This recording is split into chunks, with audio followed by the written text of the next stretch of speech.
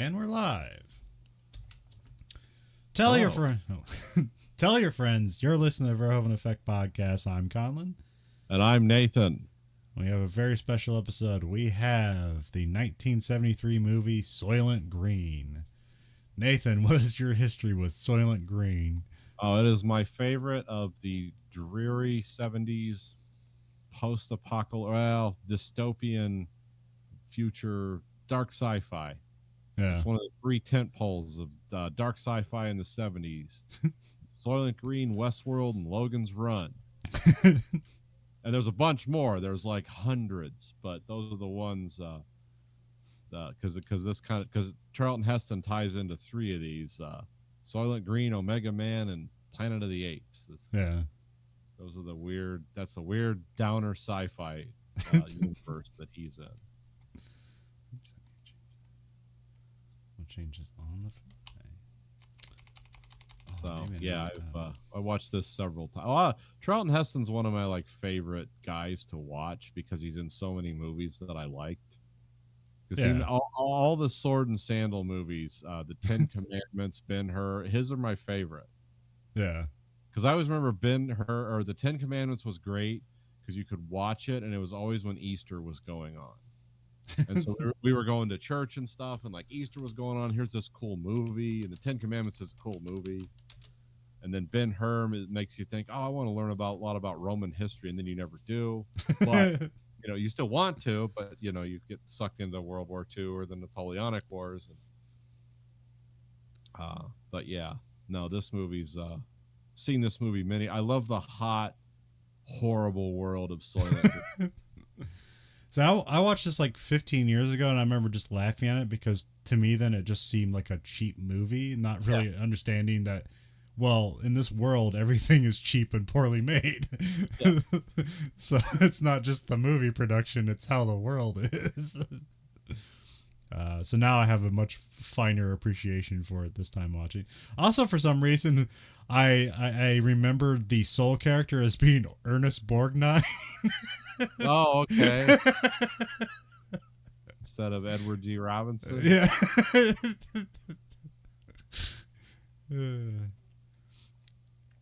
The other dystopian. There's a bunch of them. He's also got Rollerball, and those are all the other 70s weird movies. Yeah. But Soylent Green is interesting because it connects directly to today. Yeah. Because we're still worried about some version of this. Well, also the movie takes place in 2022, and so it's might as well. It's basically right now. It happened last year. Just forgot. Came out May 9th, 1973. Director Richard Fleischer, who we last saw directing Red Sonja. We've kind of concluded he's basically just a studio guy, so yeah, he's not necessarily the best director, but he just has a lot of movies under his belt. But he does a fine job here. So yeah. It's a very short movie, which although this weirdly took me a long time to watch. I've watched this over 3 days while falling asleep, which is not really fair to the movie, but movies actually, I thought the movie was an hour and 40 minutes. That's an hour and a half, really. I think it's an hour and 37 minutes. Okay. I thought it was a little longer than that. Okay. It actually takes its time with stuff and then just kind of moves on to different things. Yeah. Cinematographer is Richard H. Klein, who we last saw directing or doing photography for the Andromeda Strain. Yep. Also did the 76 King Kong and Howard the Duck. Howard the Duck, yes. The throne of champions there. Got to put on that. Death Wish 2, Body Heat, Star Trek The Motion Picture. Mr. Majestic. Or no, maybe he wasn't the cinematographer. No, yeah, he was. Oh, he was? Okay, yeah. The Terminal Man. Mr. Majestic was one of my favorite Charles Bronson movies. Yeah, I heard that on an Action Boys podcast. It's basically he's a watermelon farmer who has to fight people for some reason. Yeah, it's amazing. He's a farmer. He was also convicted of something he didn't do, and he's a U.S. Army Ranger. Okay. So he's one of those guys. It was like the guy in it was like Con Air but on a farm. Okay, he worked with Bronson a lot because he also did the 72 The Mechanic. Yeah, that's another good one. Death Okay. Wish 2. Yeah. Huh. Body Heat. That's a weird one. I've never actually seen that, but that's oh, what's that guy? I can't remember his name. He did like the first Mission Impossible movie and stuff like that. I think that's him, right? Lawrence oh no, Kasdan. it's Lawrence Kasdan. Never mind, that's the wrong. I'm thinking of Body Double. I think. Yeah, you're thinking of Body Double. Yeah. Written by Stanley R. Greenberg. He did the screenplay. Let me check real quick what are his bona fides. I didn't actually look. No, nothing that I've seen before. The Man in a Suitcase. I don't know what that is. Skyjacked. I don't know what that is. This guy was basically a studio writer. Yeah, he did a lot of TV stuff. Okay, those are probably TV movies or something. Because it's based on a book, but this is like almost like a Shining adaptation of like, well, we didn't really include a lot of things from the book. We actually changed the names of the main characters. Yeah, Green was never mentioned in the book. So. Maybe not Soylent Green, but there's definitely Soylent in varieties of colors and stuff. Yeah, it's like it was like basically Soylent, or it was steaks made out of soy. Yeah, Soylent. Well, that's the other thing. Like I really, while listening to the book, is that like, because I always knew like, oh, Soylent. That so soy is like kind of the key operative word, but I didn't realize like the lent part is lentil, so it's like soys and lentils combined together to try to imitate a meat product. That's what Soylent means. Yeah. So yeah, they have Soylent steaks and stuff because like some kid runs away with Soylent steaks. Yeah, because there's like sub stories in the actual book, and then the whole Soylent. I read the book when I was in high school, and I haven't revisited it, but I remember it. The book seemed a lot more hopeful than the movie. Like the book was like, there's bad stuff going on. This movie is just hopeless. It's like, well, they're all screwed. And the book's called Make Room, Make Room. Yeah, exclamation point. I love the 60s and 70s had exclamation point books, which was a few I'm going to talk about that came out around this time. But like the theater that went into this. But yeah, the whole twist that this movie is, even the title comes from is not in the book. Yeah, no. Also, best movie poster of I've seen ever. For the Soylent Green movie poster. It's have you seen the poster? Is it the one on the internet where it's kind of like has the people in the riot controlled dump trucks? Yeah. Heston like running towards the. Yeah, I mean it didn't really look like that in the movie, but man, it makes this movie look exciting. Yeah.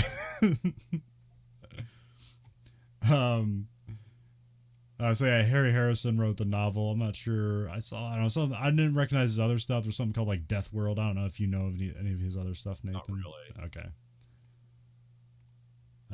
There's no reason I shouldn't. I mean, his like good friend who wrote his eulogy, like was his name John Priest. Like he wrote a bunch of books in the same time that I love. I just never really followed up on this guy. Oh, okay. So check out his books if you want to. I've never read them. Cast is, of course, Charlton Heston, Edward G. Robinson, and Leah Taylor Young. Yes. Who she's still acting, so I was surprised about that. Yeah, I think she's the only. Not a lot, but she's the only one still alive, I think. Yeah. How old is she now? She's got to be like 70-something. Wow. Yeah, she's 78. Okay. God damn, she was hot in this movie. Yeah, there's a lot of beautiful people in this movie, but it's that weird 70s beautiful where it's like where like people are malnourished, but they have like big heads and big hair, so it just frames them in a way where it's like, oh, this is a beautiful woman who's malnourished. Yeah, everyone's kind of like bony up top. They have like giant boobs. This was kind of the big asses era didn't start till like the 90s and 2000s, so you don't even pay attention to that back then. Yeah. I mean, her face, like, she's just amazing. It's just striking looking woman. Yeah. Which is why you get into movies, because you look striking. But I was like, the context of this movie, kind of the things that it like, 'Cause I remember like talking about now, like, food shortages and stuff like that, not being able to get stuff at the store, and like there's outages and things like that. Well, like, I didn't live in the '70s, but the things I heard, like, because you're talking about like you can get you can get fresh strawberries year round. Yeah. Even now, that's Yep. not supposed to happen. Nope. We're in the '70s. It's like, is it February? Well, there's no fresh fruit unless it's bananas, because we're getting that shipped from a tropical country where the climate doesn't change. um, Actually, even that's in peril now. The good old Cavendish banana. Yep. Yeah. It's one bacteria away from like being wiped out. Like no more banana. Yes, we have no banana. That's an old thing from the 20s. But yeah. If you look at like the food choices from the '70s, nobody laments the '70s for its food choices. There's nothing that was like, the days. It's like it was just all casseroles and like stews. Yeah, it was a lot of boiling food and like mixing stuff together in a pot and cooking it in an oven. Yeah. Let's talk about, like, okay, just for Soylent Green. Like I said, I'm gonna get into the dystopian '70s, because in our color universe we've been doing, we just did Clockwork Orange, another dystopian movie from the '70s, and it's like, but why were things like this back then? Well, let's look at some of the books that came out before. Silent Spring in the mid '60s, which was actually the first serious book about ecological concerns, mainly about the overuse of pesticides and how it was killing certain insects we didn't want to kill, and bird populations were dying, which was going to lead to a lot of problems, with crop pollination and all that. I mean, it's the same stuff we're still talking about today. Yeah. And that was actually a serious work. The stuff I'm going to talk about now, The Population Bomb, 1968, which was a book co-written by, I forget who the guys did. But here's some quotes I took out of the book. The battle to feed humanity is over. In the 1970s, hundreds of millions of people will starve to death in spite of crash programs embarked upon now, 1968. At this date, nothing can be done to prevent a substantial increase in the world death rate. So they were saying this in the 1970s. Here's another quote. It's like, the 1990s will be the worst time to be alive since the Black Plagues in Europe. Literally, the global population will fall by 60 to 70% from the 1970s until the 1990s. We will simply run out of food. The global population will be somewhere close to 20 billion by 1992. Now, we know all this shit didn't happen. But it was with the science they were using then, and the way they were growing food and crops then, it's like, yeah, this would have happened. It was kind of the most stark predictions based on everything. Because in the '70s, there were actually people starving to death in India all the time. Like, it was very common. Like, you don't hear about famine very much now. In the '60s and '70s, it was going on, mainly in the third world.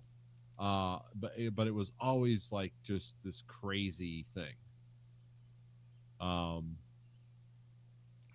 Which is also something that fed our indulgences in childhood, because like you better eat your food because there's people starving in Africa. Yeah, starving in China, starving in Africa, starving in India. We can't send this food there, so you got to eat it. Now, this book was written in '68. Now, the follow-up, Famine 1975! Exclamation point. Who will survive? Question mark. It's basically, now this came out.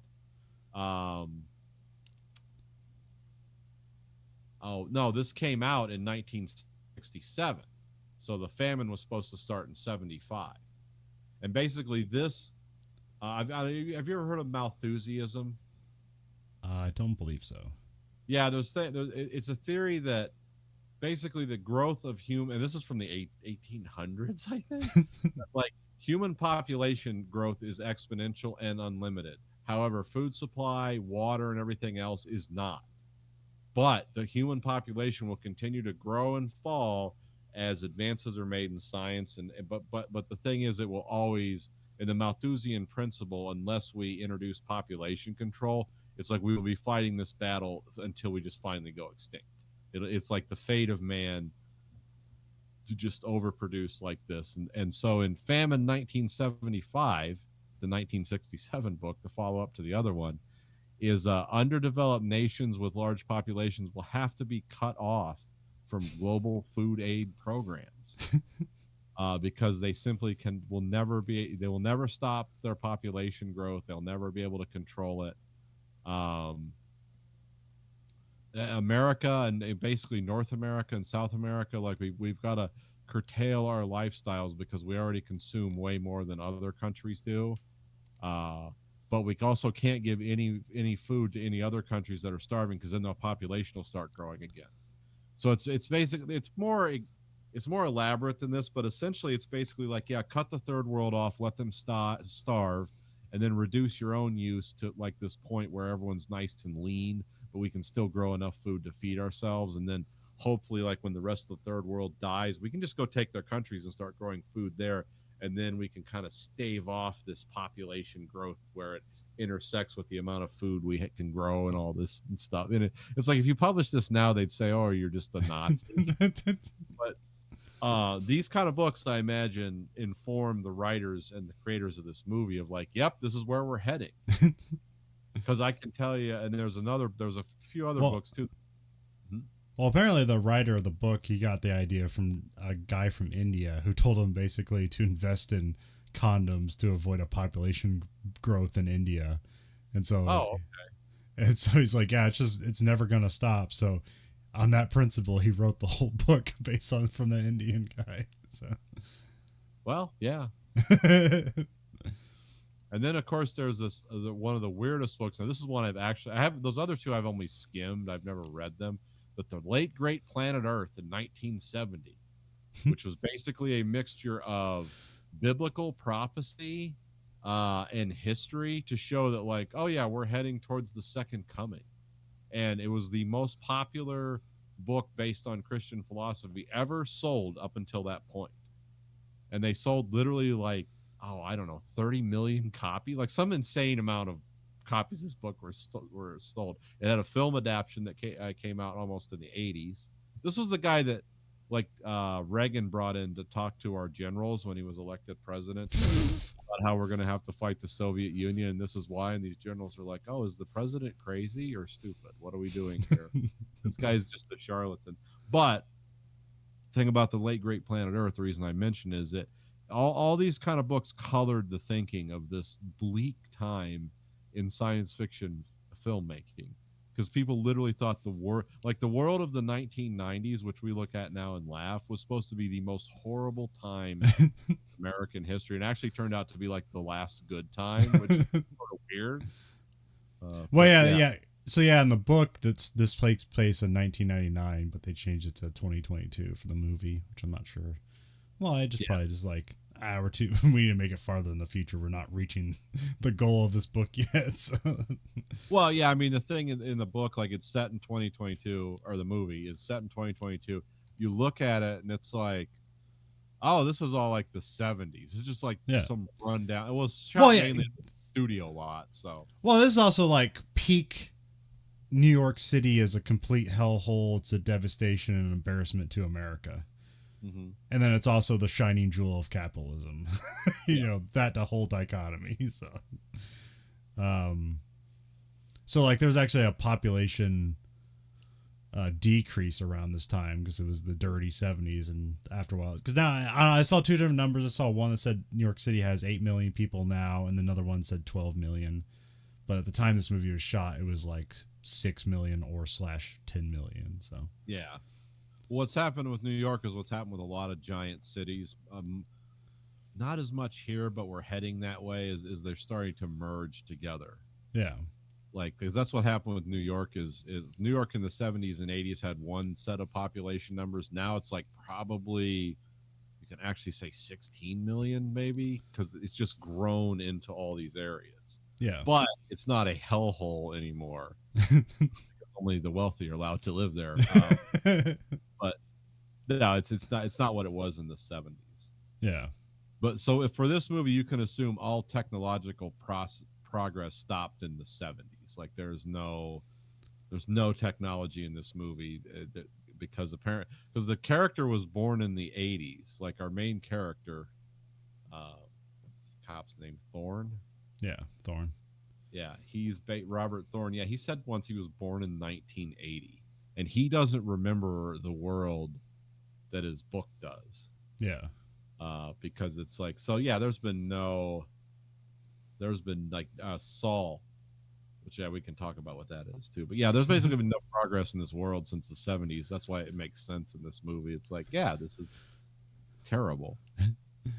So, And there was also some side numbers here. If some people did some math, like, okay, let's say it's 2022. The population of New York is now 40 million.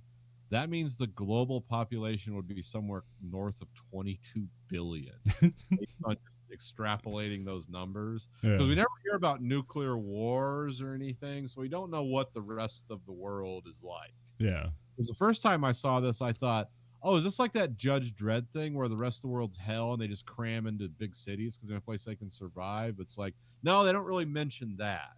As a matter of fact, they talk about like there's kind of a global government now. Like it's the like Casal says he's got to tell the League of, it doesn't say League of Nations, but it's something like that. Yeah, the only thing we get about like because like Cheryl's like, let's go someplace else, and he's like, they're all the same. There's nowhere you can go. So he makes it sound like there's nothing but giant cities and then farmland that's extremely well guarded. Yeah, yeah, like arable farmland is guarded like Fort Knox. Because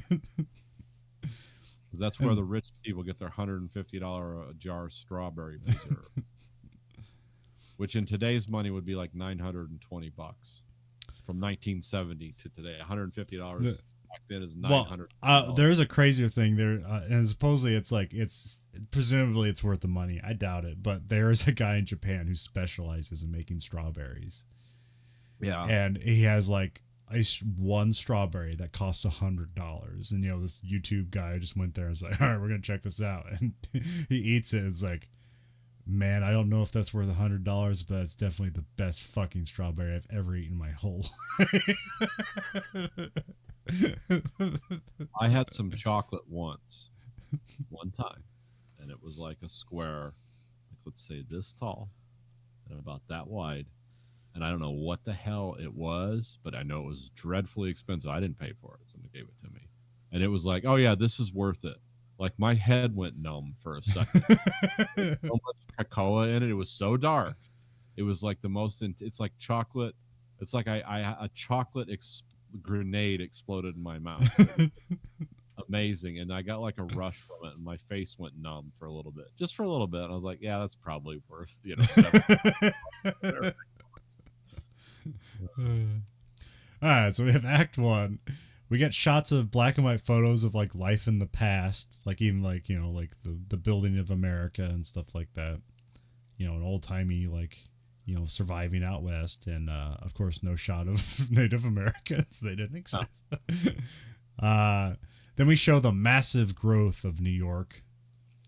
We have people in masks, so of course that's gonna trigger people. It's like, oh no, they predicted famine. They predicted famine and disease. Like it is just like now.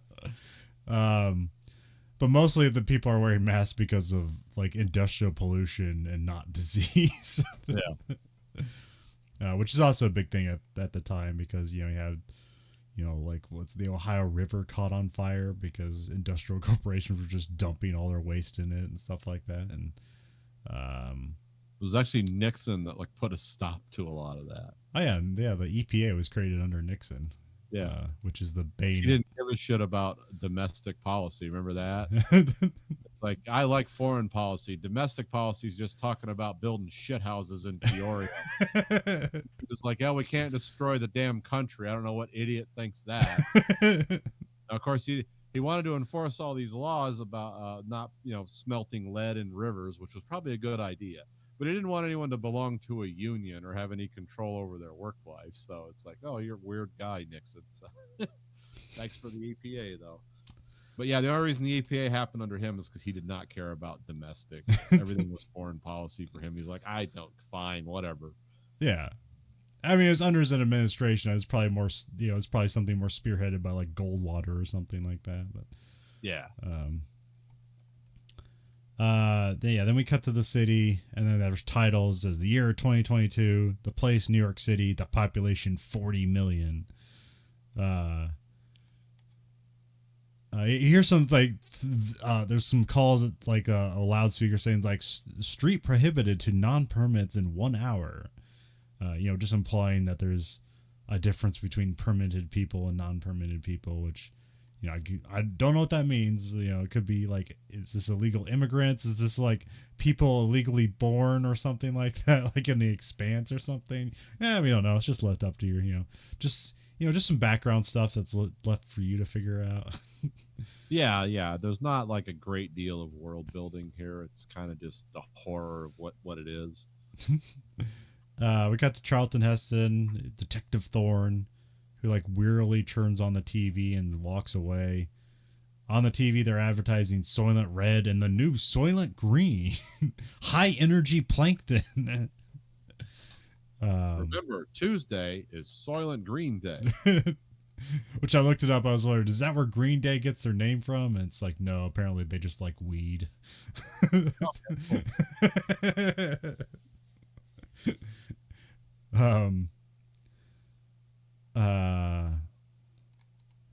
Oh yeah, and like, I guess, the spoilers, although this is like there's a bunch of these movies I never watched because in like the early 90s, like The Simpsons would just have like this 20-second thing that would just completely encapsulate a movie and make fun of it. And like this and Planet of the Apes and a bunch of other stuff like that it's like, oh, well, now I know Soylent Green is people. I know the Planet of the Apes is Earth and all that stuff. And I never watched them. It's like, oh, because it's a joke, right? It's not a good movie.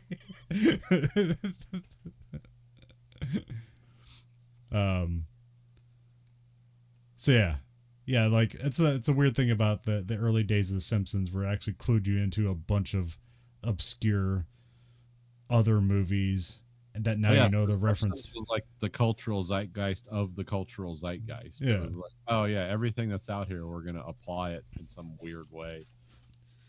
Well, it's like how like Spielberg and all those guys, they made movies about their childhoods, which is just basically about like making the 50s look awesome.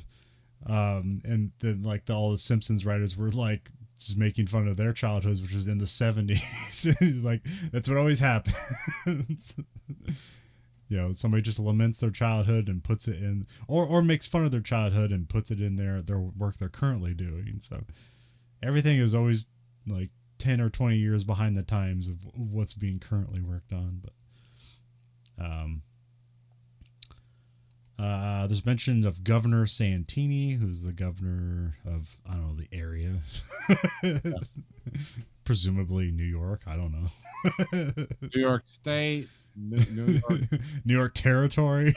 District 44. What is this? We don't know. There's also an elder. Names you ever hear about are New York and Philadelphia. And it's implied that these two cities now butt up against each other because there's a jurisdictional thing. Oh yeah.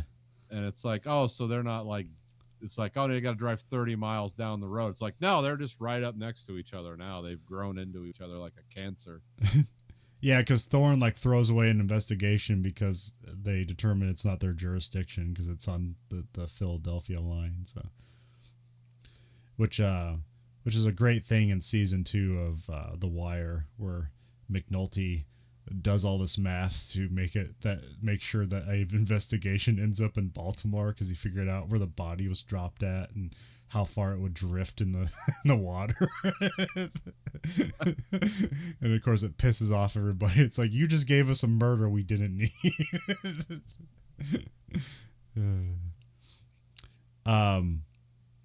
There's an elderly guy in the apartment. This is Edward G. Robinson. He plays Sol Roth, which I really don't know who where he's from previously.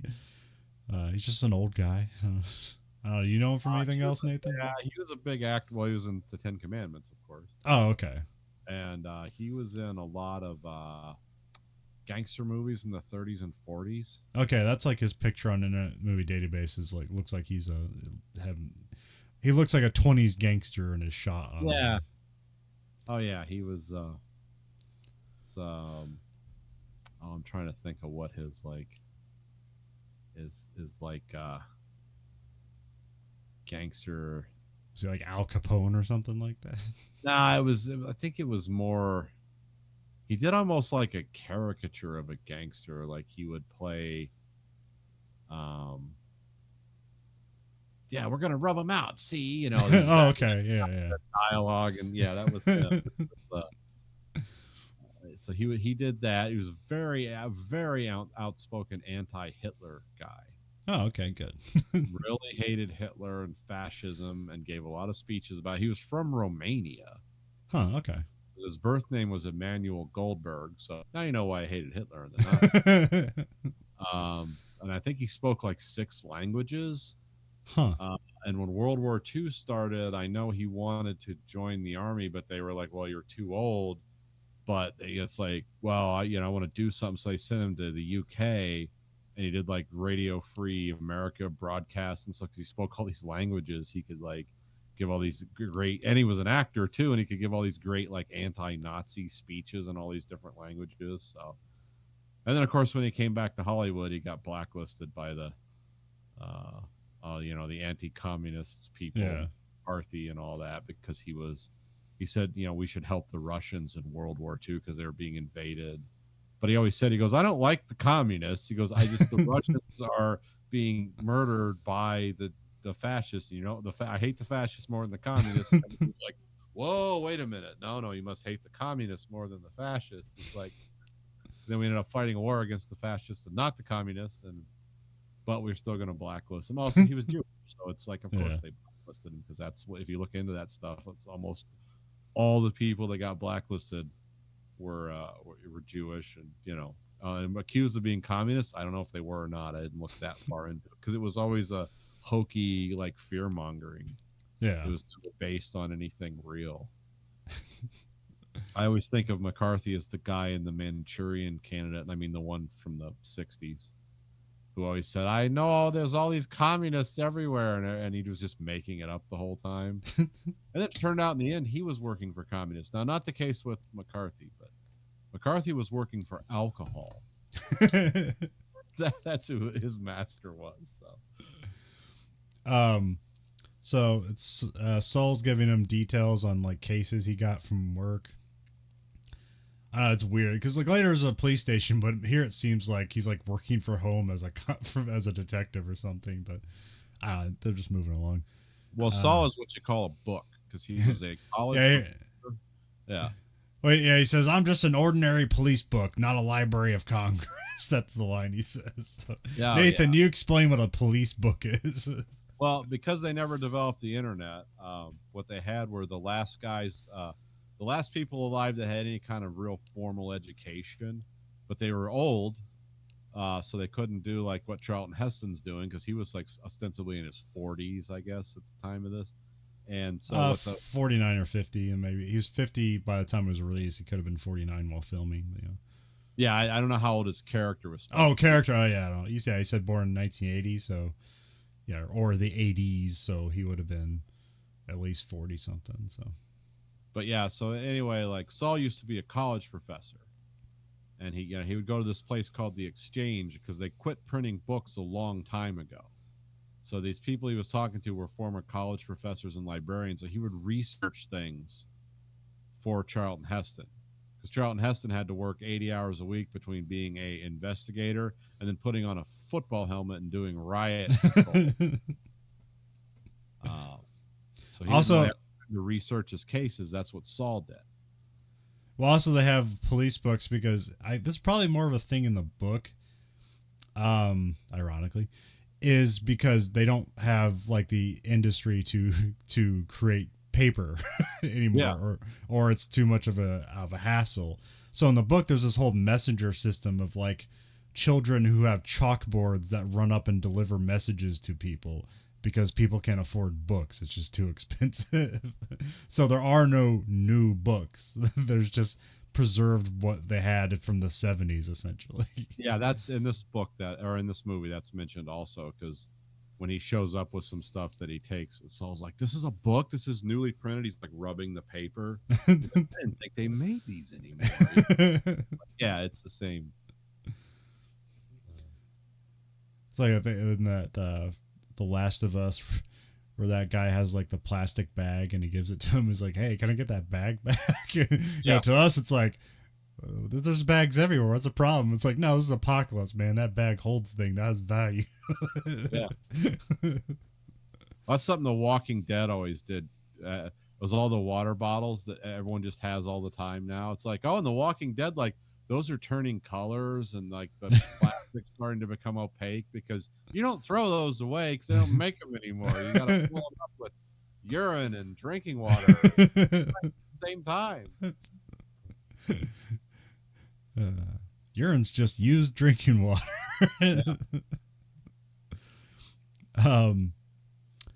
We get moments later, like the power's going out, so Saul gets on a bike to charge the batteries.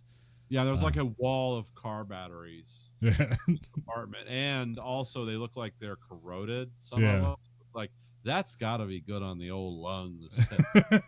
Keeping a place with a bunch of car batteries in it. Saul laments his younger days with real food, which that's like the whole thing in the movie where it's like Saul's like getting the worst of it because he remembers what real food was like, whereas like Thorne is like, things have always sucked, so there's no difference to it. Yeah, this is a conversation me and my son had like a week ago about asking why people my age are so angry to deal with, and I said because we remember life before the fall.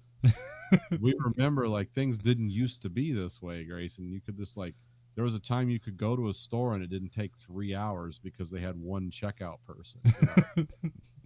Or you could get your oil changed within like 3 days of needing it, not like schedule it 2 months out. Like there's, this is not normal. And where they decide to fix all the roads simultaneously. No, you can't get around anywhere.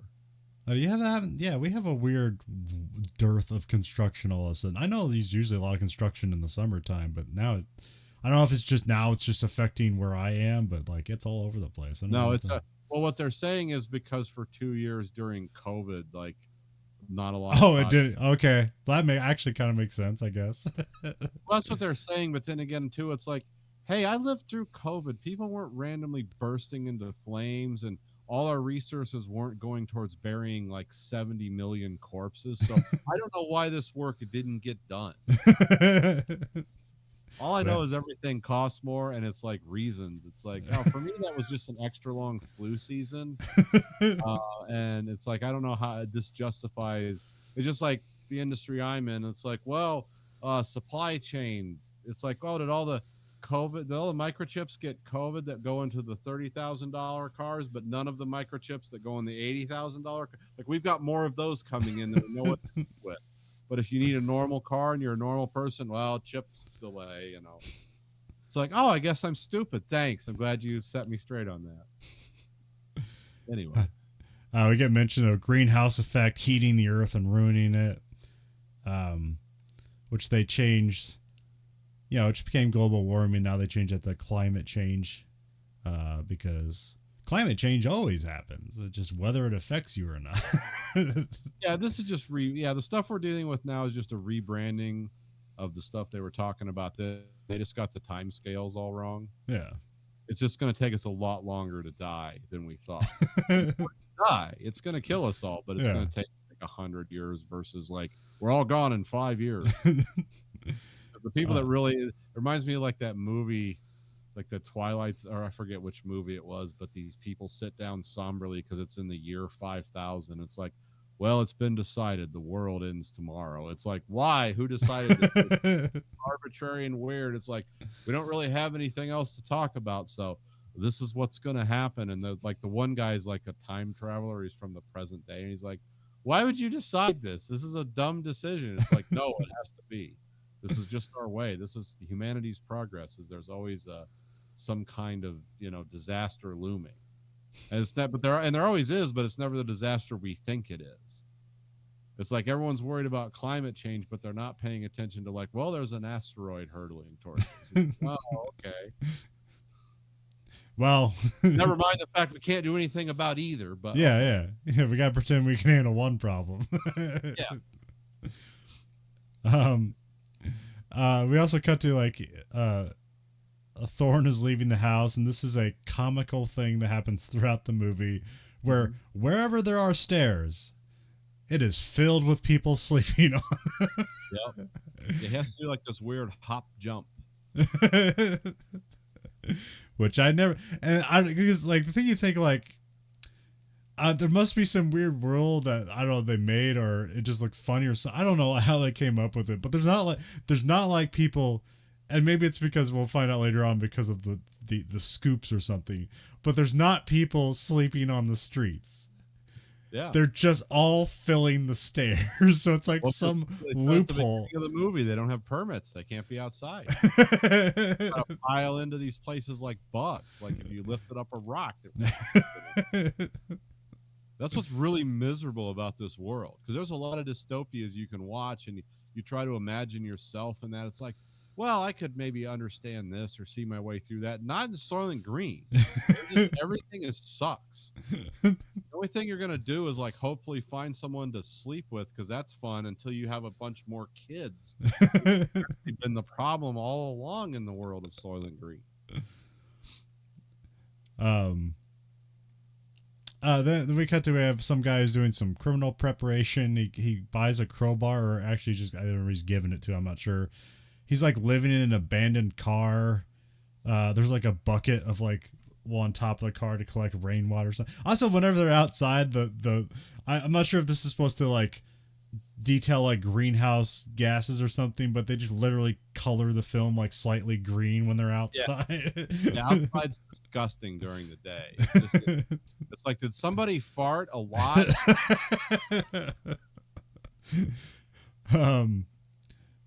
Yeah, I'm not sure what this crowbar is. I've seen it before, but it's like one end's kind of like the right angle pry bar, and the other end's like a chisel or something like that, and you connect them together.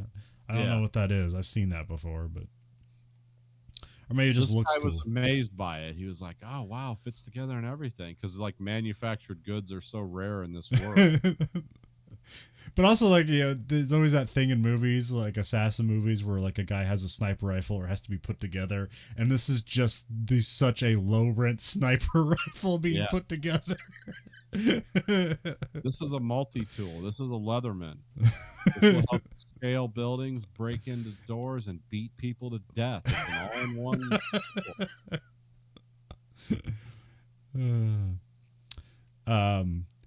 Yeah, I think, I'm not sure if we said it on this show or we talked about it on American Greed Factory or something. What is that, like the Hannigan bar? What is it? But it's like together with an axe, and that you can like break into anything in the world almost. Yeah, oh yeah, yeah. It's a fireman's tool. Yeah. The way it's designed is to like, you can like, it fits into door frames, and you get such leverage with it. You can just rip door. I mean, it's not subtle. Destructive entry, but it works. You know, if you gotta, if you're in a structure fire and you got to get in or out, it's like, it's what you want. Yeah.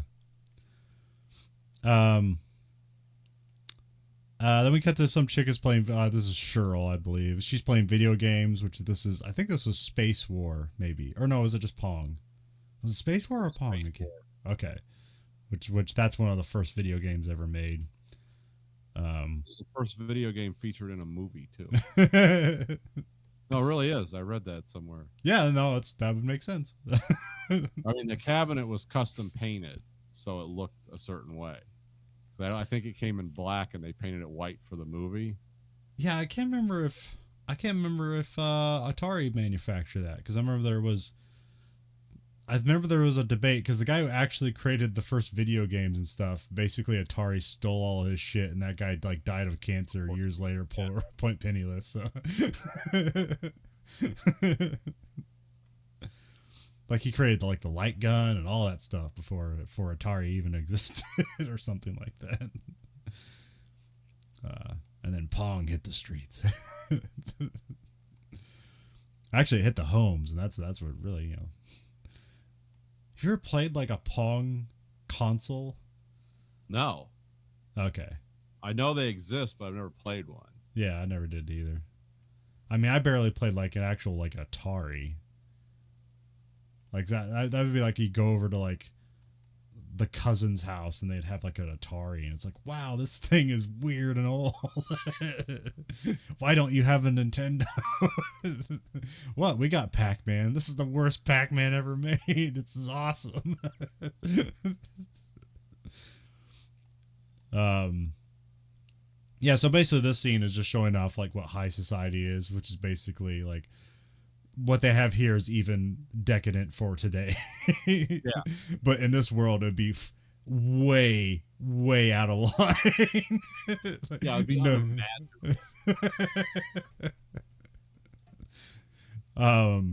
Yeah, this would be like upper middle class in our world. Maybe Yeah. high society if you were living in a place where apartments were really expensive. Because they had like air conditioning. You can run the hot water as long as you want, and then people are like, you know, it's like, oh yeah, what a miserable world this must be. So yeah, in this world, comparably, like this is like a trillionaire. Like Yeah. it's unimaginable wealth in the context of this world. um, so Cheryl and the bodyguard have to go out to get supplies.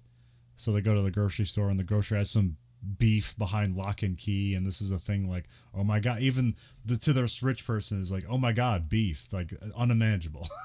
Yeah. Got something special for you, sweetheart. Then we cut to the crowbar guy. He kind of like crawls into like an aqueduct or whatever, and then he just starts with the crowbar things, just starts beating footholds into the side of the aqueduct. Yeah, it's kind of cool. It's like, oh, this is why he needed this tool. Yeah. And he climbs up. He goes into Mr. Simonson's house, and he's apparently there to kill him, and he's very polite about it. Yeah. It's a very interesting scene because usually you just go in there, no words or intimidation or something, and then kill the guy while he's stoked in fear. And here he's just kind of like, well, I've I've given up on life. You can go ahead and do your job. I understand. Which you'll find out why later on. So Yeah, it's actually his behavior makes sense when you find out. yeah. So then he beats him to death with a crowbar. So so have that being the end of Act 1. So we have Act 2. Thorne shows up to investigate the murder. He's in sweaty and disheveled clothes, and like this is his police uniform. Yeah. He's got like a kerchief tied around his neck, a dirty hat, a brown shirt. He looks like someone who just like got off a shift at like the mill somewhere. Like this is Yeah, and just full of like caked sweat stains, like sweat stains from the yesterday, today, all the days. yeah, because it's always like 90 degrees and 100% humid in this world year round. Yeah. There's no seasons anymore. Charles, like the security guy for the building, shows up and like shows him all like the modern surveillance equipment they have, and he's just like, huh, why did that all fail all of a sudden? And then Thorne walks around, he's like eating some of the food, and he's like asked for booze, which is funny. Well, also it's even funnier because apparently at this time he's never had booze in his life, so I don't know. I don't. So it must have been a story that Saul told him because he's like excited by the booze. Yeah. Or maybe that was a book thing. In the book thing, he's never had booze before, but maybe here he has. But Yeah, I was gonna say it seems like he was familiar with the concept, or maybe what he'd had is some kind of like corn hooch that was made, but it wouldn't be like, ooh, like whiskey, like something aged in a barrel, you know. Yeah.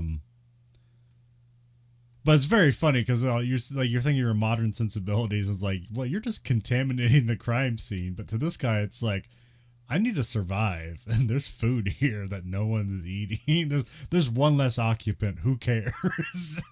Yeah, to our minds, this is like really weird, petty theft.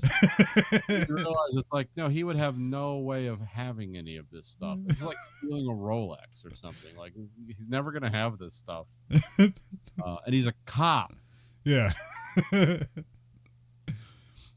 And Um, cops, we come to find out, have incredible authority in this world, because they just like take and do as they please, and no one really questions them.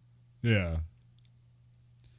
Well, also we find out later on that apparently like it's a not only is a high pressure job, but apparently if you're sick for more than 2 days, they just fire you and get somebody else. Yeah, well, this guy's working like 100 hours a week. I mean, Yeah. he's not, So even though it's like this over, like working is better than not working, and there's so many people, it's like, well, we just get another person. It doesn't matter the yeah, quality of the service. Just we need somebody to fill the role.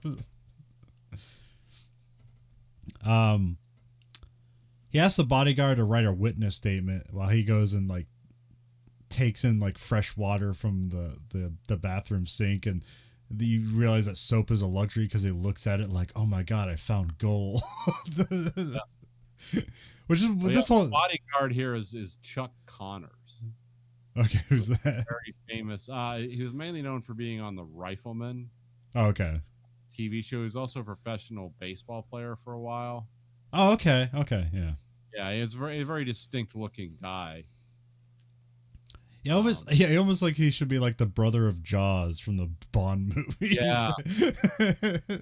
Well, he was like, oh, how tall was he? Uh, let's say 6'6", 6'5", something like that. Which back then, that's like crazy tall. Like Yeah. that's like insanely tall for a guy. And yeah, and he also looks like yeah, he just looks like a very physically powerful guy too. Which Yeah. is kind of funny when him and Charlton Heston fight later. Is like, I think Chuck Connors would probably wipe the floor with him, but they're also older guys. So Well, he does later on, but yeah, Um. Uh. But yeah, I mean that's kind of like the thing of this whole movie is like is the Thorne character enjoying something that we take so much for granted, and he's like, "Oh my god, I'm in heaven, like an apple," and we're like, "Who gives a fuck about an apple?" yeah,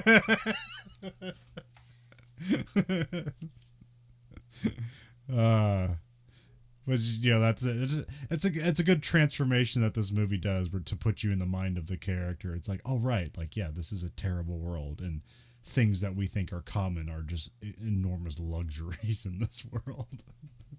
well, like I said, remember the books and the concepts that fueled this book and some of the other thinking that was going on at the time. Like for all the stuff they talked about that was going on in the world, no one said it's like, oh yeah, in the 2000s, like the biggest problem will be everyone's fat. Like nobody imagined like that world.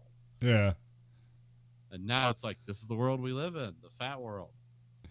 I mean, we're not fat because we're eating like great food though either. That's No, we're just we're large and malnourished rather than what it is in the book, malnourished and skinny.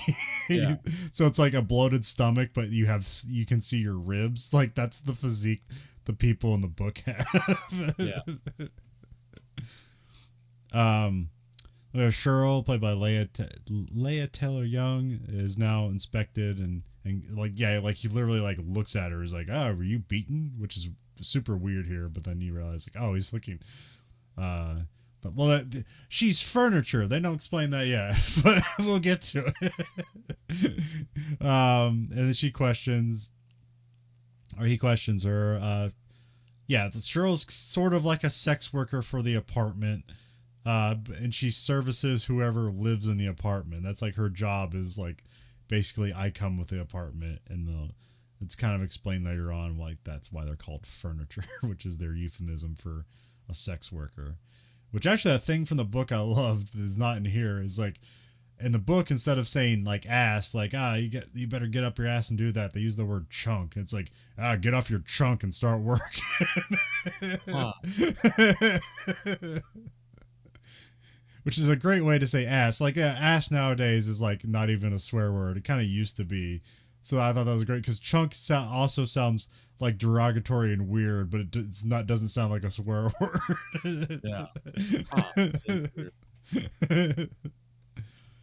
I don't remember if they use furniture in the book. I can't remember. I think maybe, but not in the context. only in a roundabout context, where here it's pretty straightforward.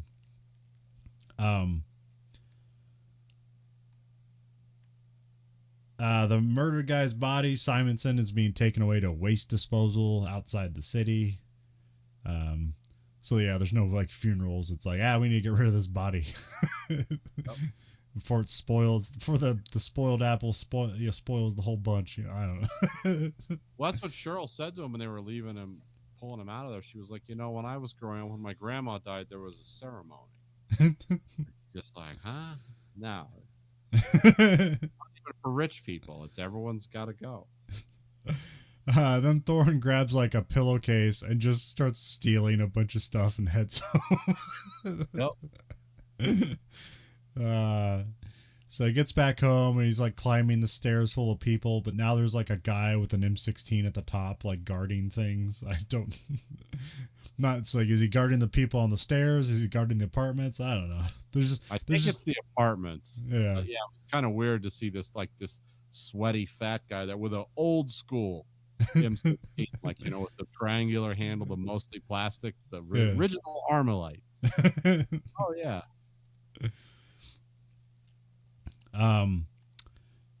Thorne brings back paper and pencil, which is like, this is where he's like, oh my god, is that real? It's like, yeah, here you go. And Saul's like amazed by this. Like bumping it. Yeah. So like, this again, showing things we take for granted or luxuries.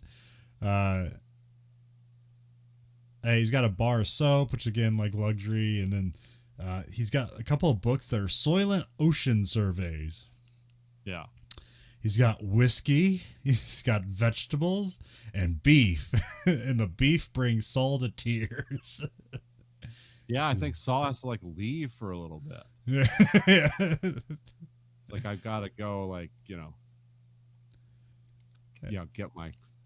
have my thought or whatever. Yeah, and this shows the difference between like Saul and Thorne. It's like Thorne doesn't have the breadth to like realize what this means. He's just like, it's food, whatever. And Saul's like, oh my god, you have no idea how good beef used to be. We cut to morning.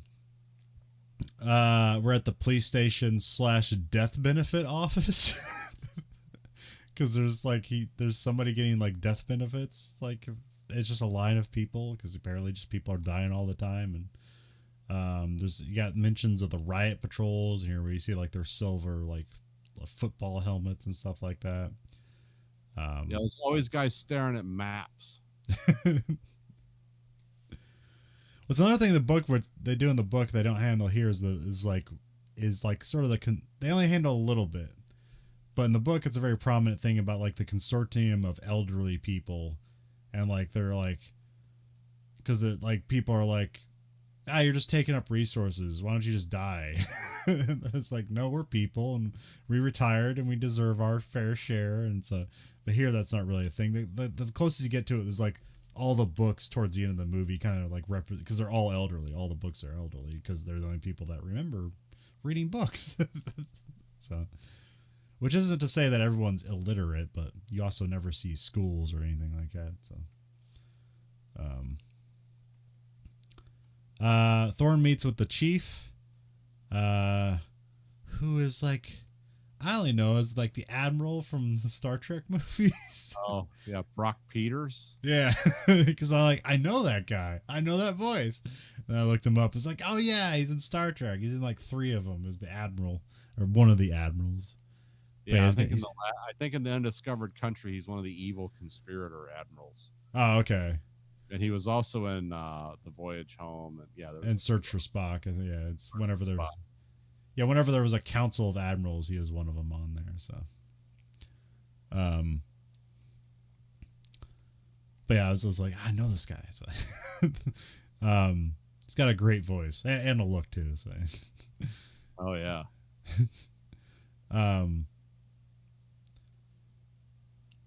So yeah, Thorne meets with the chief. The chief says that Thorne should be looking for a new book, which that's referring to Saul, because we explain what books are. And then we cut to there's a line for water rations, and it's just a dirty, hazy market full of desperate people, and Saul's there. So he's just going around collecting his.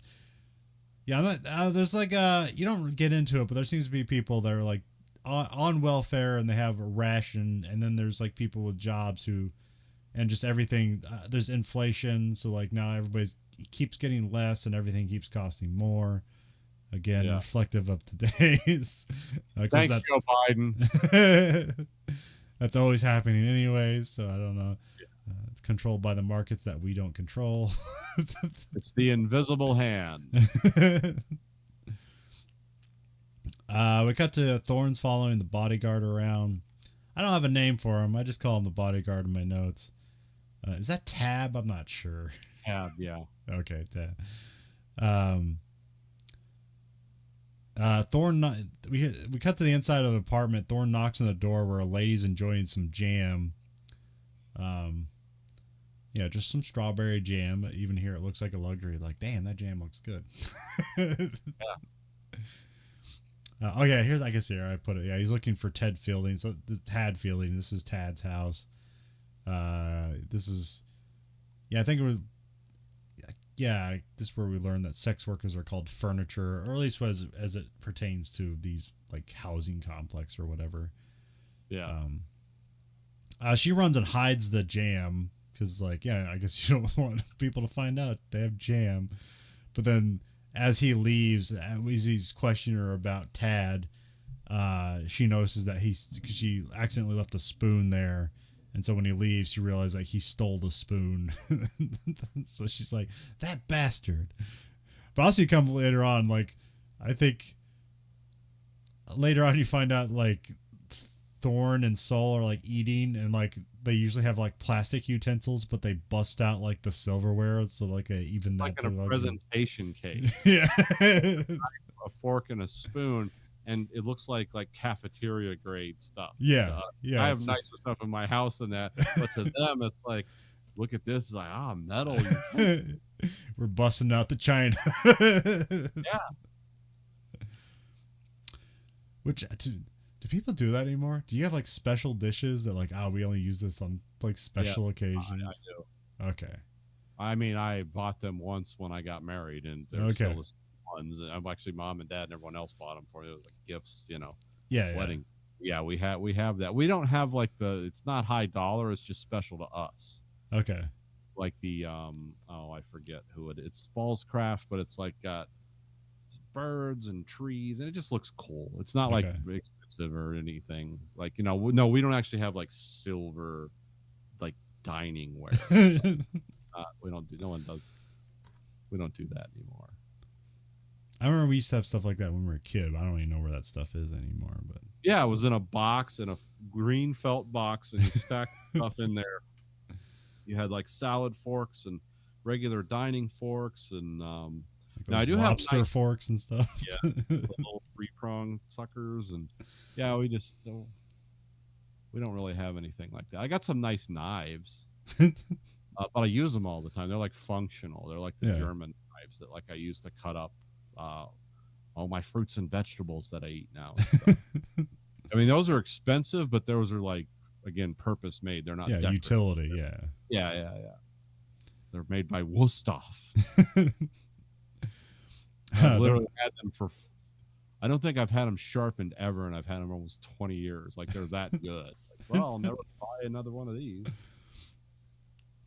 And speaking of that, so where we cut to the next scene where they're doing that, we have Thorne and Soul are eating lettuce,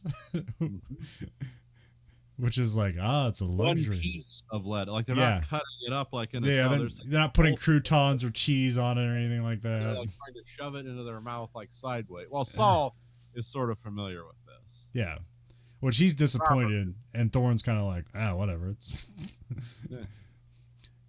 Although I think lettuce. Probably in this universe would be anti-calories. Like you're spending you would burn more calories to eat that than you recover. Yeah, there's no such thing as eating healthy in this universe. It's just eating. It's either that or just flavorless, weird colored squares. Oh, by the way, there is a Soylent company that's been around. They make meal replacement drinks. Which is just kind of, I know the guy thought, this is groovy to name it this, kind of after the movie or whatever. But it's like, no, that's really weird. I went to their website and it's like, I was looking under the the FAQ section of like, is it made from people? They never address it. Probably because people would be like, cool. Number one selling thing made from corpses. Yeah, I want that. Because everyone's kind of edgy and stupid now. Like, oh no, that's cool. Like, no, that's the opposite of cool, but whatever. I'm alpha. I'm eating people. Yeah, whatever Satan tells you, man, just go with it. Great, you're cool. I don't know. There's that guy. Do you remember that guy, Liver King? Wasn't he some kind of bodybuilding? Yeah. Like it was all fake. Yeah. Okay. I don't know any of the like interstitial details, but I know. Yeah, basically, he was trying to say that like he's all buff and stuff because he's eating like liver and all the hearts of animals and stuff like that. And of course, he was totally on steroids and other performance enhancing stuff, so it was all a lie and it was just all an image thing or whatever. But a bunch of people probably loved it. They were probably going to the local butchers. Can I have all the like organ meat and stuff? It's like, there's a reason we don't eat this stuff in America. But yeah, take all the hearts and guts you want. Oh yeah, it's just the easiest con job in the world. Is like, if you can get yourself to a physique that looks awesome and you can just like sell people and like, this is what I did to achieve it, and then just sell them on that. That's just millions of dollars coming your way. Yeah, I guess everyone's looking for an answer. And then of course, like, he got called out on it and like had like embarrassing apology videos, and you think he's probably gone forever, but probably just once you have that following, you can just keep making money off of it, even if it's dwindling. It's like, man, 2 million people, you can get so much money off of 2 million people. Yeah, whatever he's doing now, despite this fall from grace, he's still probably living way better than me. So it's like, oh, great. So yeah, this is they get out the silverware, like, so like, yeah, Charleston Heston has like the plastic forks, and it's like, oh yeah, silverware, and they get beans out, and like, it's kind of a whole presentation, but it's like, it's so sad, but like to them it's luxury. Yeah, it looks like kind of a crappy picnic to us. It's like, oh, this is kind of gross, and they're really like cooking food in these, and they're eating off these terrible plates that don't match and stuff. It's like, who does this? But they're happy as pigs in shit. And then they speaking of shit, out of curiosity, because I'm someone who has a minor expertise in certain culinary things, and I love food and I love liquor and all that. If these guys have never eaten like this, or seldom eat like this, or haven't eaten like this in decades, I wonder what kind of GI problems they're going to have after eating a bunch of beans and meat and washing it down with a cup of whiskey. It's like, oh, these guys are going to explode. They've been eating food cubes for like a decade or more. And now they're going to have like rich food and liquor. But, it's not part of the story. But I did wonder, it's like, oh, this is going to hit them like a ton of bricks. Like, yeah, like passed out drunk. Well, either the body would be desperate for nutrients and it would absorb almost all of it, or it wouldn't know what to do with it and it would absorb almost none of it. Yeah. Like, I miss my Soylent Red. I also hear that they get out the apples to Heston's like, yeah, this is cool, but like to Thorne, who has to like kind of like cut into it first because like his teeth are sensitive or something. He's like, no, you have no idea, this is awesome, even though this apple sucks by comparison. But yeah, it's apple. Yeah, it's just a small apple that like it looks almost like a tomato. Yeah, it's discolored, and it's like we would immediately pass on, like, hey sir, would you like this apple for free? Get that the hell away from me. These people are like, jump on it. Like, that's why this movie is so cool in its bleakness. This is the most bleak dystopian film, because like Blade Runner, it's like, oh, I want to be in that world, but yeah, like this world's like, no, this is like hell. This looks, everyone's sweating. It's just terrible. Yeah, there's stuff in Blade Runner. Yeah, you like get a cup of noodles, cars. You can fly in cars. Yeah. Yeah, you can eat noodles out of a cup and have a fifth of liquor under your arm. You get some cool fake animals. Yeah. There's stuff to do. Yeah. Here it's just all misery. Yeah. Nothing good about it. Soul tells all the info he Oh, has by the on. way, Blade Runner made 11 years after this movie. Keep that in mind. It's like, wow, things really did change a little bit. Well, no, wouldn't it be 7? Didn't it come out in 80 or 81? That was 82. Oh, okay. I could be totally full of shit on that, though. Don't ever assume I'm right. Blade Runner. Oh, wait, we have some device that can check that. 82. Yeah. 82. Okay. 82, okay. Say 9 years. Yeah, it's almost a decade. Yeah. Last movie shot on the MGM set. This one. Okay. Oh yeah, this also started with like an older MGM logo where it has like the red smiley face. It still has the roaring dragon, the roaring lion, but then there's like kind of the weird like red mask thing from the MGM there. Yep. This was the last movie shot on the MGM lot before they tore it. The original one, before they tore it down and built condos there or something. The MGM was moving from one city to another or something. Yeah. So this was the last one, which is like they almost said it was like free special effects because it was so run down anyway. Yeah. Like, oh, this works. Yeah, we don't need to sex this setup any. We want it to look like hell. So, yeah. So yeah, Saul gives all the info he has on Simonson to Thorne, and then Thorne leaves, giving the Saul the spoon with the leftover strawberries on it, which is apparently like $150 jar of strawberry. Yeah. Which is a lot in this universe and is a lot now. Yeah, that'd be a lot now. I mean, it'd be 2023 would be a lot, let alone 2022. Here also everything is in D, so I don't know what the conversion rate is between dollars and D's, but you know. I don't even. Actually, this is one of the. I mean, I know that the genesis of this movie is not the like godlike attention to detail and perfection of the world building in this, but I do not understand how this world works, which is probably cool because it doesn't. But it's like, yeah, what is the economy here? How does one become rich in this universe? And like, how's money worth anything? And apparently there's no trees, bunnies, or any natural life. It's like, so where's all the oxygen coming from? It's like, how does this world work? Okay. And it doesn't. Dying, but it should be like dead a long time ago. The world doesn't work, and that's, it's like, why are they doing this? It's like, they don't have any other option. Yeah. And if they did, it's not working. I'm no sorry, option works. Not the data exchange, the Supreme exchange. I'm sorry, I was looking at my notes. Okay. Yeah, this is a world without choice. That's the real sadness of Soylent Green. It's a world without choice. It's like, I want to be a replicant detective too. It's like, not in this world. This is the shitty dystopia that's like almost like real life. A little more screwed up. It's like, we're not there yet, but I can see it from here. I mean, yeah, this is just like an apocalyptic world that still has a functioning government. Well, that's the difference between dystopia and apocalypse. Yeah. Because like Mad Max, the original Mad Max was the transitional movie. It's like, this is the end of dystopia heading into apocalypse. Because the next movie, The Road Warrior, apocalypse. Yeah. Mad Max, dystopia.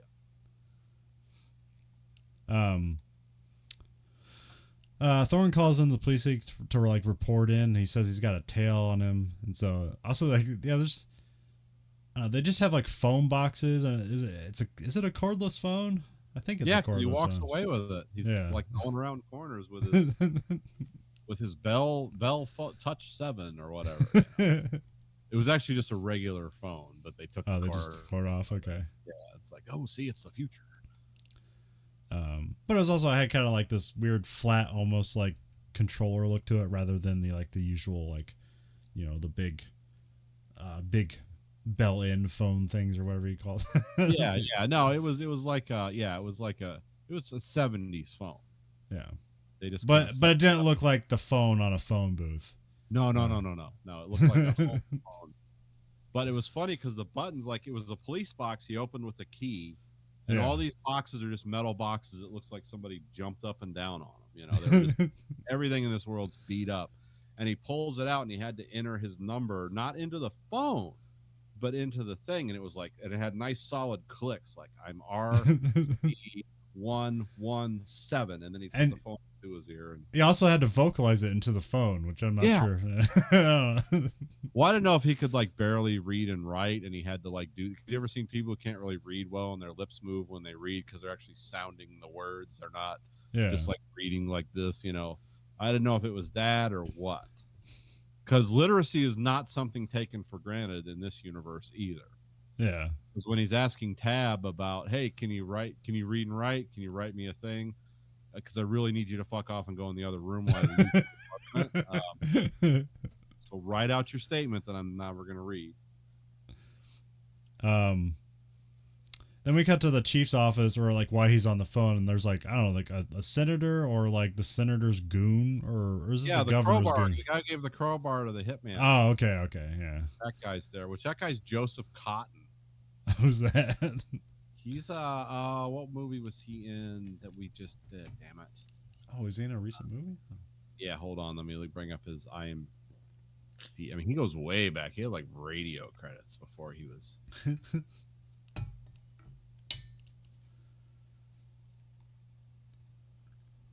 Yeah. Anyway, yeah, it's the same guy. It's the I'm looking that up. It's the guy that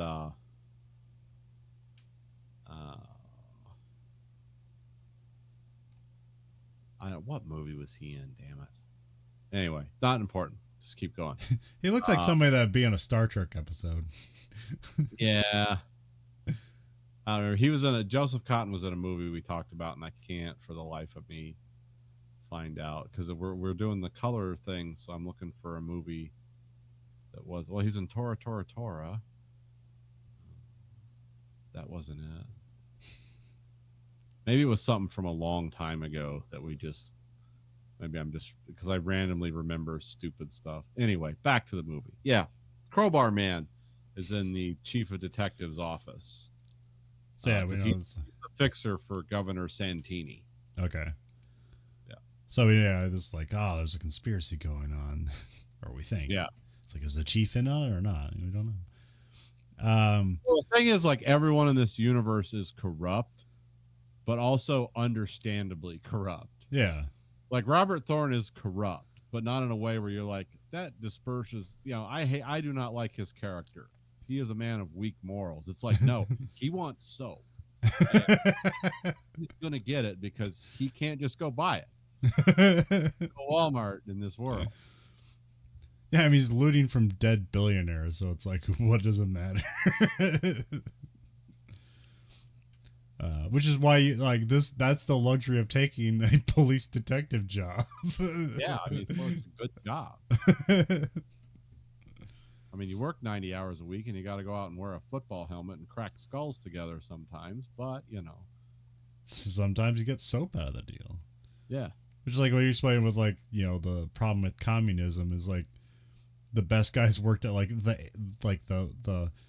the food processing plant, because then you can steal food to bring home, whereas, like, you know, the electricians can't bring home like an electrical box to like make money off of it or feed their family. It's like, if you're working at the People's Tank Factory, it's like there's nothing to bring home. But if you work at the sausage plant, it's like, oh, you can get all the vodka and sex you want. You have sausage. I wrote there's like a cafe or something with a bunch of pretty ladies, but this is just the Cheryl's apartment. Yeah. And all these ladies are listed as the furniture girls, which these are all the ladies from all the other apartments in this building. Like, they're the furniture but they're all hanging out here because Thorne was going to interview them. Thorne shows up and he just starts casually stealing drinks and smokes from people. Yeah, he just takes the cigarette out of her hand. I love this line. He just takes the cigarette out of this girl's hand, starts smoking, and he's like, man, if I had the money, I'd smoke 2 or 3 of these a day. And I was like, yeah, me too. No, I was like, yeah, that's another, like, just terrible world. He takes Cheryl to the bedroom to talk to her. He tells her Simonson was murdered and it was made to look like a common robbery. So basically, it's like, hey, he was assassinated. We need no right. And then she gets undressed and gets in the bed. Thorn follows along. It's just casual. Yeah, well, that's what he tells her. He's like, "Yeah, get on the bed," and he's asking her questions, but they're just getting undressed. It's like this. Yeah, this is what's going to happen, and there's no coercion. Yeah. It's like chop chop. This is this is what it is. And they both get under their covers, and he's still just kind of, and he's just kind of lamented, like, bed, man, this is awesome. And then he learns that Simonson was going to church and having some crisis of consciousness, or not consciousness, conscious crisis of consciousness. I don't know if I should sleep or not. Sentience is doing the end. Charlie, the building manager, shows up and just starts beating the women or the furniture from the other apartments, and then Thorn comes out to stop it. But you don't know the time difference here. Is like, that was quick sex, huh? Or he can really put his clothes on really quickly. So like, yeah, like he basically just like intimidates Charlie. It's like, you wouldn't want to file a complaint, would you? Like, then he just like scares him out of there, and I think the other girls leave. And he goes to leave because he's got an investigation to work on, but Cheryl doesn't want him to leave because she's scared. So she offers a hot bath, and this completely changes his mind. He's like, oh my God, a hot bath. And she's like, we can turn the AC all the way up. It'll be like winter in here. He's like, oh, Jesus Christ. So like they just had sex, but this is kind of like more alluring. It's like, but that's his world where it's like a hot bath is more alluring than sex. Yeah. Of course, they get in the shower together, so he gets the best of both worlds. It's a weird shower too. It's like a totally 70s shower. Yeah, just a circle with a shower head above it. Yeah. And you got that weird kind of like frosted glass with kind of like texturing on it or something. Yeah, it's really strange. That style lasted like 4 years. Started filling the landfills with that. It's like nobody does that anymore. We got to Thorn goes to the church where there's just like a dead lady out front with like her kid is tied to her. And it's like, this is so fucking bleak. Like, what is this? He's like kind of got a skip in his step. He just had a shower. He's heading to the church, and there's a kid like tied to her dead mom, and so he's kind of like, oh yeah, and he unties the kid. Just walks into the church and just like hands it off to he's like, sister, and it's like, oh, he's talking to the nun. I thought it's a black lady come out. It's like, okay. Yeah, he just hands out the kid like it's just an inconvenience because like it's another person. We got millions of those. There's too many of these problems. Why can't I have soap? Yeah, he's not even like reporting like, hey, there's a dead lady. It's like, there's dead people everywhere. There's live people in too many places. Yeah. Thorn interviews the priest. The priest is completely out of it. He's just completely gone. Oh, is this the guy from the original like was he from the what was it? What was the original zombie movie? Oh, Night of the Living Dead? Yeah, was he from that? Where do I know this guy from? Well, apparently he was in the Omega Man. Maybe that's it. Okay. Yeah, because on Box Office Mojo, his name's not clickable, so I can't look him up. Oh, okay. I'll go to the other one. Yeah, Lincoln Kilpatrick. Okay, yeah, he was an Omega Man. Okay, I see a picture of it now. Okay.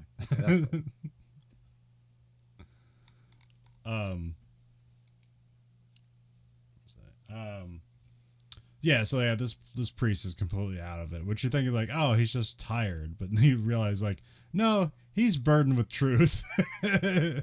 he died inside for some reason. And you think it's just because of this horrible, like this church is like not a church anymore. It's just a shelter for people to live in. Like I can't imagine they're doing masses there or anything. There's no room. Everyone's all over the church, but then you're like, oh wait, no, this isn't just that horror. It's also what he was told, which he, because of the rules of confession, you can't talk about. Which is like, that's weird. In this world, we're gonna hold on to that. Okay. Yeah, so Simonson confessed something to him, and it's like it haunts him, and so that's why the priest is out of it. And he's also just tired on top of it. I believe he also is like this. He maybe kind of like invokes the title of the book because he's saying something. You want me to make room? I'll make room, or something like that. Yep, because he starts disassembling a cot. Yeah. Because we just got to figure out how to pile up all these people so they can sleep for the night, so we can, I don't know, kick them all out in the morning. I'm not sure. I'm not sure. Yeah, because it doesn't seem like they're feeding people there. That just seems like they're there to sleep. But maybe they feed people. I'm not sure.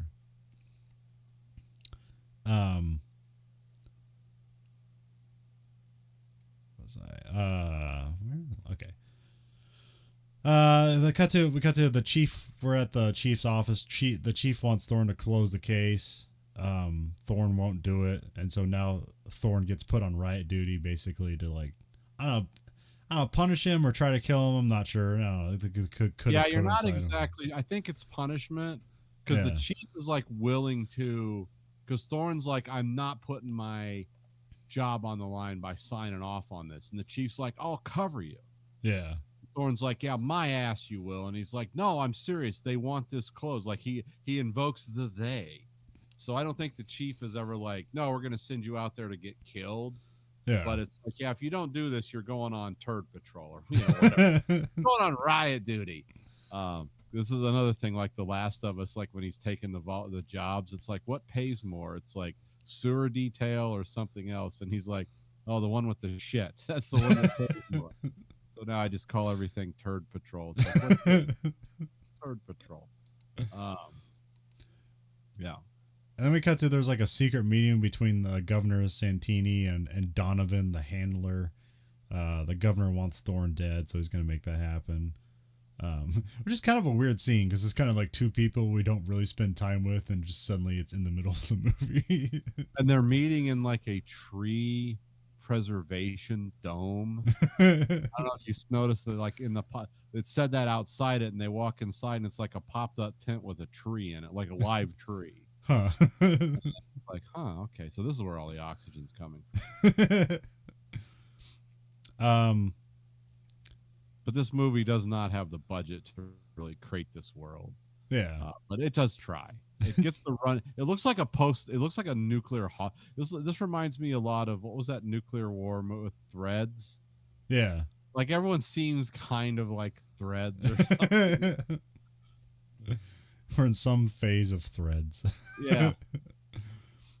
And then Tab, Simonson's bodyguard, goes to confession and then just shoots the priest in the head with a silenced pistol. It's a very brutal scene. Bless me, Father, for I've sinned. It's been 6 months since my confession. And he's just like screwing the silencer on like down below. And then he just lifts the gun up and just, and it's, of course, it's movie silencer. So a silencer as long as your thumb makes a gun like, super quiet. I also kind of like how it's like the silencer's like almost like offset, like the tubes that take the gas are like more off to one side than the other. It's cool and weird looking. It looks like they're using starter pistols, but they're kind of sexing them up a little bit. It's like gun. Then we cut to the Soylent market, and the people are getting angry because of course the portions are getting smaller and the prices are getting higher. Pay attention, Joe Biden. The market's running out of food, and the cops know a riot is about to happen. Even like the main guy's like, it's like, when's the riot? Or he's like, well, when's the riot gonna happen? It's like, as soon as I announce we don't have any food.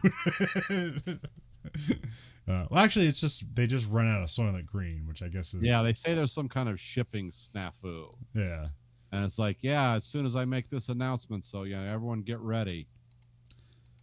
Because like there's still enough food around they can tip it over and stuff, but apparently just everyone wants Soylent Green because it tastes better and it's probably cheaper. So I don't know, I'm not sure.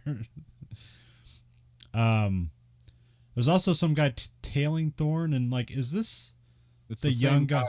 who killed Simonson. Oh, okay, that's what I thought because I saw. Oh, I was. Now he has a gun. He went from crowbar to gun. Yeah, and he's got like a better outfit, so this is why I didn't recognize him. But like Yeah. when I pulled up the IMDb page, I the trailer was kind of playing in silence. I'm like, and so the trailer essentially shows the whole fucking movie. It's weird. Yeah. But anyways, I saw the guy what he is in the beginning with the crowbar, and then later on when he's here, I was like, oh wait, that's the same guy. I was like, okay, he seems almost different because I liked him in the first scene because he was like so polite, and here he just seems evil. Yeah. He actually seems like someone who's going to kill someone, but he's going to kill someone in actually a less evil way. Yeah. If I had a choice between shoot me in the head or beat my back with a crowbar until I'm like just bleed out on the floor, it's like I'll take a shot to the head. So yeah, they announced that like they ran out of Soylent Green, and he also makes the thing the scoops are on their way to try to keep the crowd from rioting. I was like, Ben and Jerry are coming. Ice cream. 2 scoops of raisin on their way. Enjoy your early morning breakfast. And so yeah, so they announced the Soylent Green is out, and so a riot breaks out, and then these garbage trucks with like front end loader scoops on them show up, and they just start scooping people into the garbage trucks. What I love about the reality of this scene is it's bloodless. Yeah. Like jamming like sharpened hydraulic shovels into people and just flipping them up over the top. No one's gets their arms or legs ripped off or anything. And it's like, wow, this is almost bloodless until it isn't. Well, also, like, I'm always thinking, like, you can just jump off that, you know. But it actually, seems like people are getting away. Some people are. Like, some people are like, jumping into the, almost like crowd surfing their way away from the scoops. But the thing that, like, bothered me the most from, like, a stunt guy perspective, because there's a part where, like, the scoop gets all the way over and then tips the people in the back of it. And so there's, like, 8 people that all fall out into the back of this truck, where it's like, when you're doing stunts that close to people and you're all falling together, that's a lot of problems that can happen. Yeah. That's a good way to break something. Because even if you have the bed of that thing filled with mattresses, it's like someone could clang their head on the metal on the way down on the metal side, and that's or people bump into each other on the way to everybody rolls and falls a different way. Yeah, it's yeah. I remember like one of the stunt guy reacts. They talk about this like Michael Bay thing they did. Like everybody, like, they're like flip this bus, and everybody like falls towards the bus windows, and some people break through the windows and fall onto the ground. And even though everybody like planned this out, they had like safeties on and like sort of like arresting things that like won't make them keep the hit ground. Like, and there's still like 20 people in that bus, and everybody got hurt in that scene. Yeah.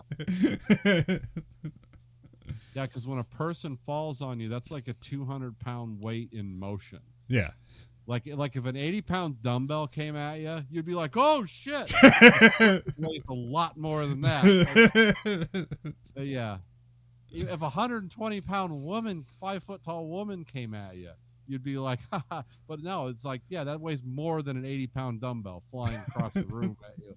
It's just not as compressed, but yeah.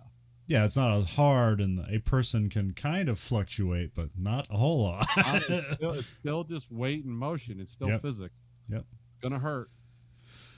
And then the Thorne's tail like tries to shoot him, but he just keeps hitting other people like in the head. He's like headshots of other people. Yeah, in a riot crowd, this guy's pulling off headshots with a literally a gun that's like this long. Like, that's pretty good for a homeless dreg. So I think the first assassination he did, his payment was that crowbar. Like, you can keep this if you beat this guy to death in his high rise. Cool. What a bargain for me. So now he's fighting for a pistol. Yeah, that means like, yeah, you have to get trained with that, which like they don't put it here, like, but he'd have to have training shooting that pistol. In the book, it's a big thing where he's like he never wants to pull out his pistol and shoot it because like you never know if you're gonna ever get ammo like from the precinct ever again. So you gotta really save your bullets. I never thought of it, but yeah, that makes sense. If you can't get soap and potatoes, there's probably not a lot of bullets floating around either. Yeah, because the riot cops they don't have like riot shotguns or anything, do they? They're just out there with sticks and football helmets. Yeah. And the scoops, of And the course. scopes. Which in the book, the scene is just like they have some like deployable helicopter net that can stop the riots, and they have like gas. But here it's just football guys and scoop machines.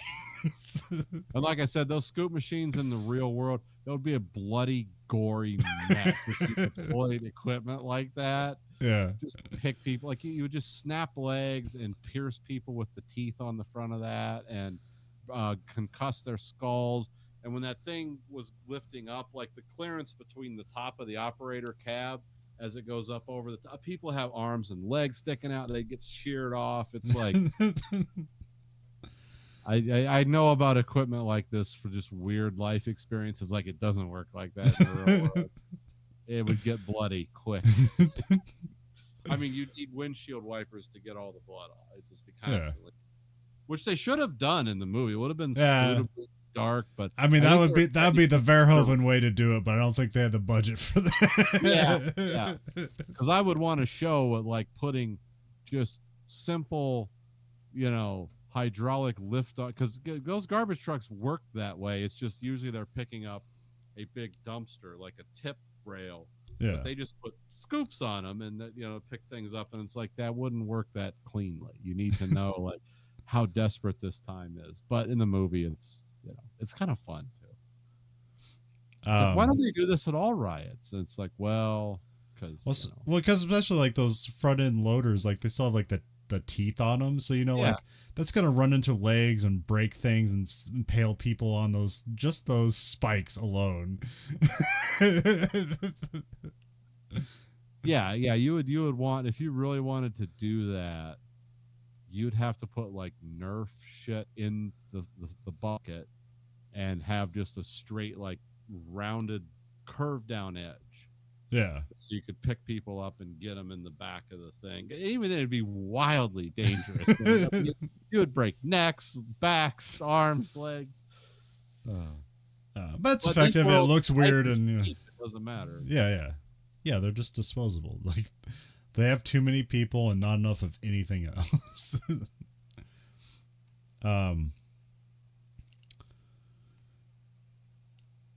Let's see here. Where are we? Oh yeah, so yeah, Thorne's tail keeps shooting but missing and hitting other people. Thorne takes off his helmet to try to blend in better.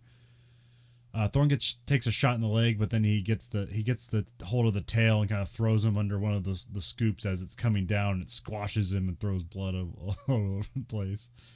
This is the first time we see blood in this whole scene. Yeah. Both his leg wound and the guy getting squashed. So. And it's weird movie blood where it's like, that doesn't look real. Yeah, it wasn't exactly like the 70s bright movie blood, but Yeah, but it wasn't the No Country for Old Men like Cairo syrup. Yeah. I don't know, maybe because this is what malnourished Soylent Green blood looks like. Yeah, it's the fact that these people don't get enough vitamins. Then we cut to Thorne breaks into Tab's apartment. He beats him up. Tab says like, yeah, I'm not gonna beat up a cop, because apparently like beating up a cop is like a death sentence or like a life sentence at the disposal docks. Oh, is it death? Yeah, because he says something like, yeah, we're gonna send you to like the disposal facility like to work. It sounded like, but okay, maybe I thought. Either might way. as well be. I mean, yeah. Then the lady, time indenture and death are like, well, could you just shoot me? Then the lady of the apartment starts fighting him, so he knocks her around a bit, and then Tab decides like, screw it. Then he starts fighting back, and then Thorne just like kicks him in the balls and beats him back down. It's like no reason to play fair. And this is very old timey movie fighting. Yeah. This is like a lot of falling and throwing and like your hand is an infinite, your hand is the irresistible force in the skull. You're pounding it against the immovable object. Nothing ever breaks. You just Yeah. keep doing this over and over again. Then Thorne runs back to Cheryl's apartment, hoping she's okay, and she is for now. Yep. Then we cut to, this is just separate of this. Sol goes to the book depository, or I'm not sure what it's called. He said it was like the Supreme Exchange, which is, it's full of elderly people. Like, this is all the books. So, which he calls like the head book or something. He calls her like Your Honor or something like that. But I'm not sure how this works. It's just kind of like they say things and you're meant to kind of just figure it out. They're just a bunch of smart people in a world full of, they're like the last smart people in the world of idiocracy where there's no food. It's one of those deals. So Sol shows them the secret books, which is like the oceanographic surveys from Soylent. The group put together that Simonson was assassinated by the Soylent Corporation because they feared he would reveal their secret, which here they don't reveal the secret they know, or they just know it's an assassination happened. Then we cut to the new tenant shows up at an interview with Cheryl for the apartment, and he's obviously a creep because he's like, "Yeah, I like you. I think he'll keep you, but sometimes I like to entertain people, and the group likes to have fun. You like to have fun, right?" And she's like, "Yeah." So it's like now she's got to just have gangbangs for the rest of her life or whatever. So yeah, it's terrible. She's too pretty a girl just to be on the never-ending gangbang. It was also like, what choice do you have in the world of Soylent Green? It's never-ending gangbang or like sleeping on the stairs somewhere. Also, she like lies about her age here, where she says she's been living in the apartment for a long time. He's like, "How old are you?" And she's like 21. It's like, Jesus, how long have you been furniture? It's like, that's probably almost like a teenager or something. Like that's wild. But then he's like, the guy downstairs says you're 24. So I don't know how she's actually so old she's supposed to be here, but it's and then she says, "Well, we're both liars." Yeah. I mean, I'm assuming she's in her 30s, like, yeah. Because I mean, she's like lived a good life, like with lots of food and medical care. I'm assuming so. And Simonson was presumably a good person, so. Yeah, so she was in her 30s, like out on the street. Oh, she'd look like somebody's grandma. Yeah. Also, we don't know, like, this universe doesn't get into, like, is there a value to youth or anything like that? And it's like, nah, it's all, people all are garbage and we're all here. So yeah, it's a stinky world. Everyone's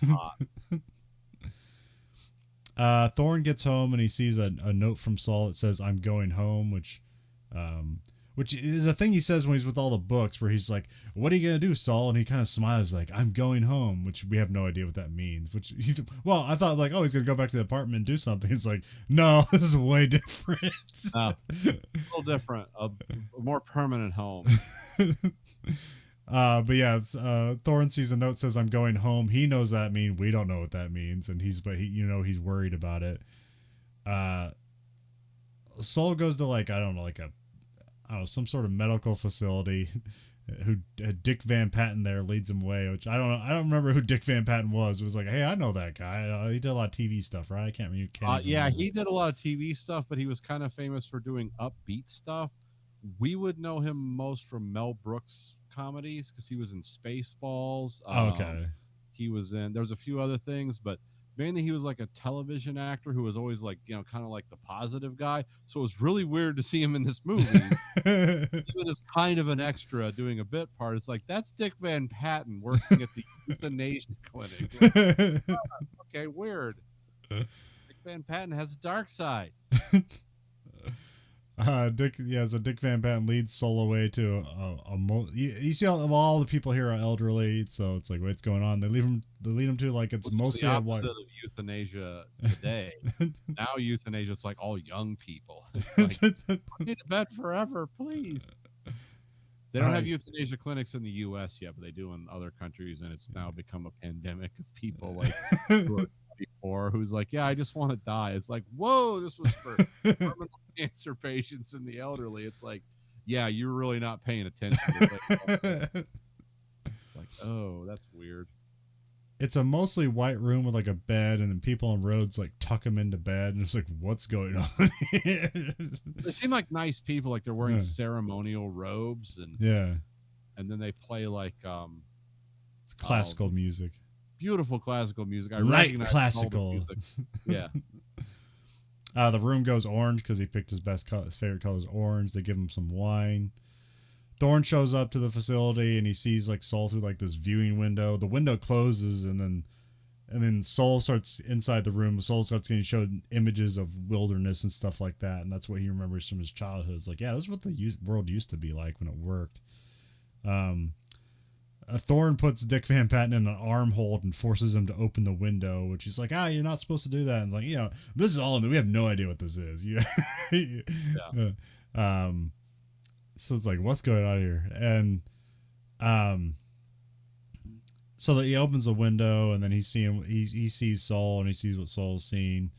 And then eventually a light comes on. It's like available to talk now. And so he starts talking to Soul. Soul says he's lived too long. They say I love you to each other because like this is where he knows like, oh, he's gonna die. I'm not sure why, but it's just like, yeah, this is a euthanasia clinic, so he's this time. I'm assuming whatever he drank in that wine was some kind of poison. Yeah. The speaker, it's the most powerful scene in the movie too. Yeah. Because you realize like not only is Saul seeing stuff from his youth, but Thorne is seeing stuff through the window. Is like, what is this world? Yeah. He's looking at it too, like, what's that? Like, oh, it's a deer. It's like, what planet is this? This is Earth. It's implied that, like, yeah, Thorne has no idea what this shit is. Yeah. The speaker gets wonky, and then so Thorne puts on some headphones, and then like we, the audience, don't learn the terrible secret, but we know Thorne does. Yeah. Soul passes away, and his body is moved away. This is very different in the book. This does not happen in the book. What happens in the book is that Soul goes with the other elderly people on a riot because they're going to outlaw birth control. Makes sense. Yeah, Saul gets killed at the riot, right? Or gets injured. Yeah, he gets injured and he dies of pneumonia. But yeah, like the government wants to stop birth control. It's like, that's just going to make everything worse. What the hell are you doing? Again, something that like seems crazy to us. Like, oh, wow, this is nuts. And then you look at what's going on in America. It's like, oh, wow, no, they're trying to outlaw like abortion and everything here. Like, why? There's way too many people. Well, we're not in a way too many people scenario yet. We're in a like nobody's happy scenario. Why create more of these? So I have this being the end of Act 2. It's the saddest part of the movie. Yeah. And it's really sad because this is the last scene Edward G. Robinson filmed in a movie, and he died like a month later or something.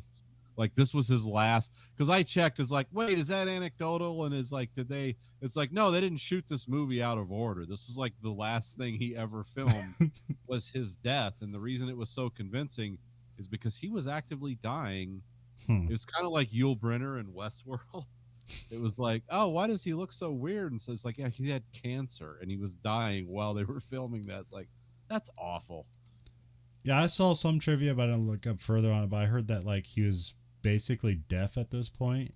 Mm-hmm. And so they had to like film around that, where he had to like basically be directly looking at people to ever do anything with his lines and deliver them. Well, no, he could do his lines fine because he kind of had his timing and sequence down. But with the director had to cut a scene, like that's not working, we're going to redo it. Someone had to hold something up behind the camera. Oh, okay. Hear the director saying, cut, stop scene or whatever. So that was actually very hard to do because some of the, like in the apartment scenes, everything was really close and you couldn't have a guy running around with a whiteboard everywhere. Him and Charlton Heston actually became good friends because Charlton Heston would, I guess when they would do that, if he wasn't responding, he would like reach under the table and like hit his leg and he'd be like, oh, okay. Okay. So he was like, I'm glad everyone's working with me. I'm sorry I'm this decrepit old man. It's really sad stuff. But, That's life. He was born in like 1890, so um. So yeah, Act 3, Thorn leaves the clinic to follow Soul's body being taken away, and it's just bodies after bodies being loaded into garbage compact. Well, not garbage truck. I always thought those were like garbage compactors. Here it's just kind of like, I don't know, it does the thing, but then it drops the body. It doesn't crush it into the box. It just kind of loads it in. yeah, I was always assuming that too when I was a kid. It was like, oh wow, because it's like, we don't have garbage trucks like that anymore. But back in the day, those were the contemporary ones. These were all just painted white and looked really clean. But I guess the reason they did that, because I actually went on a YouTube rabbit hole about garbage trucks from then. The only reason they would crush and the servos would wind like that is because they were overloading them and they didn't want to stop. So it's like, but in the world of Soylent Green, it's like, no, we're not crushing the bodies because all the fluids and juices in those bodies are valuable. We need them. Load the requisite amount and then drive on. A Thorn jumps on one of the trucks and as it leaves the building.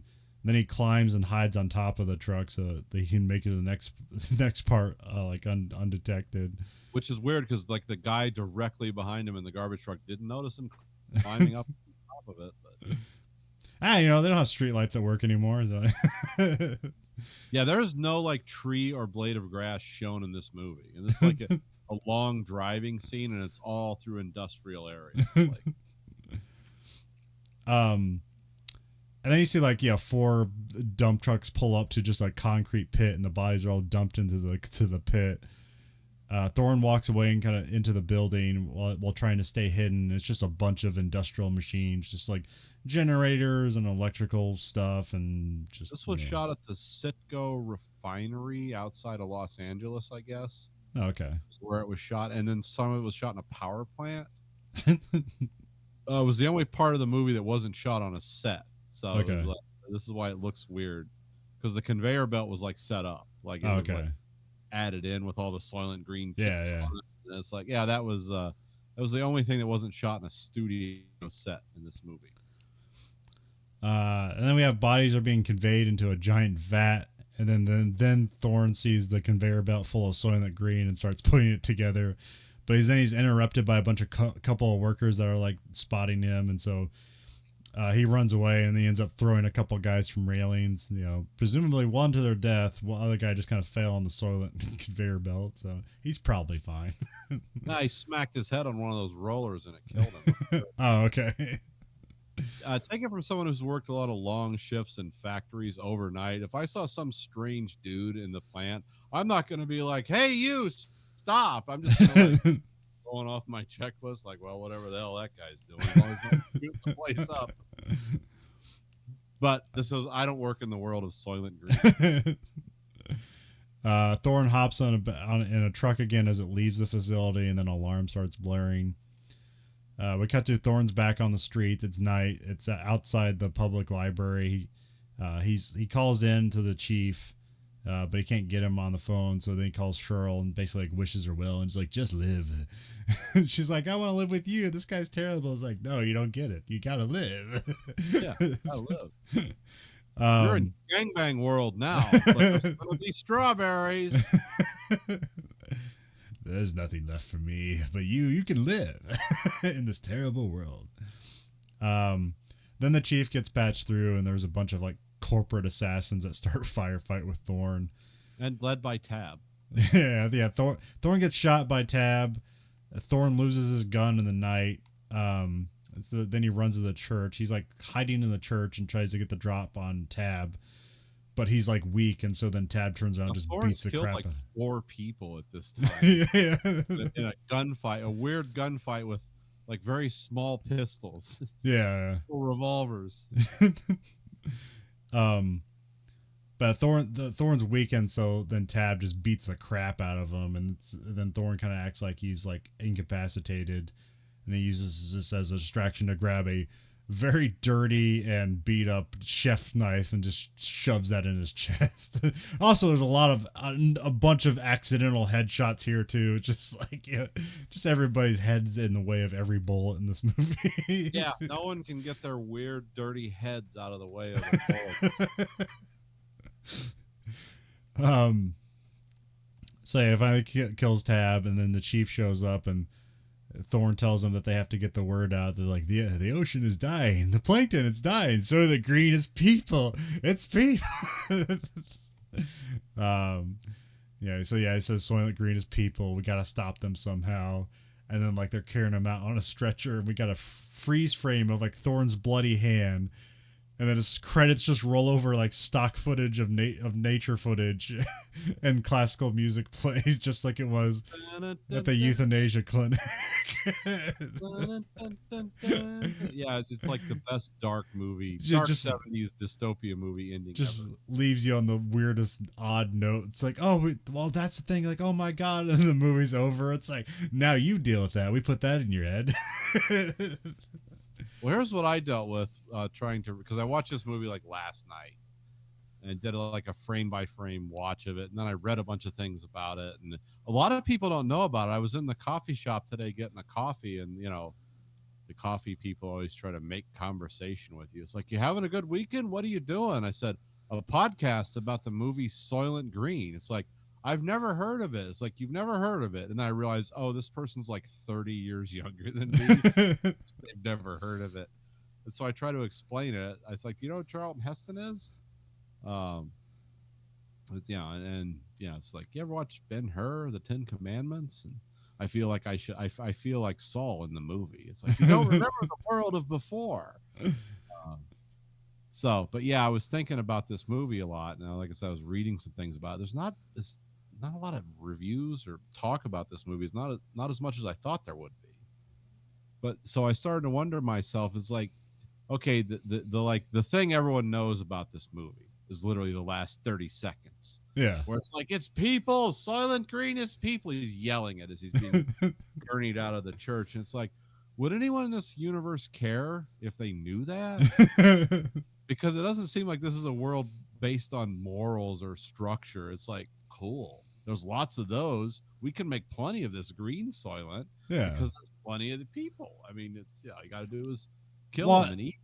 I mean, to me, like in this world, it's like, yeah, what they're doing is like people are willingly die and then they get turned into food, which that would be morally like that would put a hitch on it. But it's like, well, if you're going to turn them into food anyways, that's the only thing we can do. Like, well, whatever. Now, if Soylent Green has long-term effects, that's going to be a problem too. But inside the context of the world, I didn't necessarily have a problem with it. The problem that Thorne has with it, he's like, there's no food left because the oceans are dying. People are now the food. That's what he's worried about. It's like, now this is just like this city that sucks and it's just full of people. That's a farm.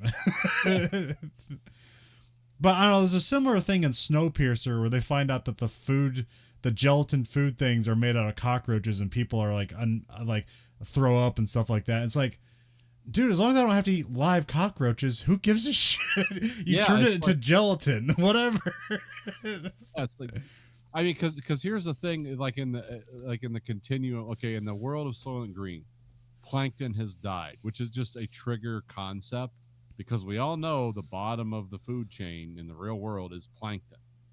Like everything starts there and works its way up, and then people are at the top somewhere. However we imagine it to be. Actually, viruses are at the top, but we always imagine like, yeah, we're at the top of it, plankton's at the bottom. But if plankton dies, guess what? We're all dead. I mean, they've said this over and over and over again. I don't even know if it's true. I just, for the sake of this, I'm going to say it is. And it's like, yeah, that's the end. Because once that happens, there's nothing left. And then like, yeah, you are eating yourself. Because when you imagine horrible deaths, it's like, how would I not want to die? Oh, I wouldn't want to be burned alive. Oh, I wouldn't want to drown. It's like, no, really the reality is you wouldn't want to starve. Yeah. Because being drowned, 15 minutes. Being burned alive, 15 minutes, 10 minutes, maybe. I don't know. I don't want to know. Starvation, that can go on for a month. Like that can literally, it's like dehydrating is terrible too, but that's like 5 or 6 days. But yeah, try to imagine starving to death. Because I read about famines in India talking about this movie. Because of course, India was like the guy who wrote this book was, is like the guy from India said, "Oh, you want to be rich? Sell condoms in India." It's like, and the guy who wrote the Make Room was like, "Yeah, this is the story." So it's like I read about Indian famines. It's horrible. You should see the pictures on the internet in the 70s, just streets full of skulls and stuff. And these people died like 3 days before, and their bodies literally disintegrated that quickly because there was nothing to them. It Yeah. was just a skeleton with some skin stretched over it. Or This an was animal going picked on. them apart or something. Yeah, and this was going on when I was like a little kid. Like when I was born in 74. So this was going on like when I was alive. This isn't something that happened 400 years ago. And it's like, yeah, so that's like the real horror of this movie is like, yeah, this is it. It's like, and the worst death is starvation. It's not the most painful, but it is the most lingering.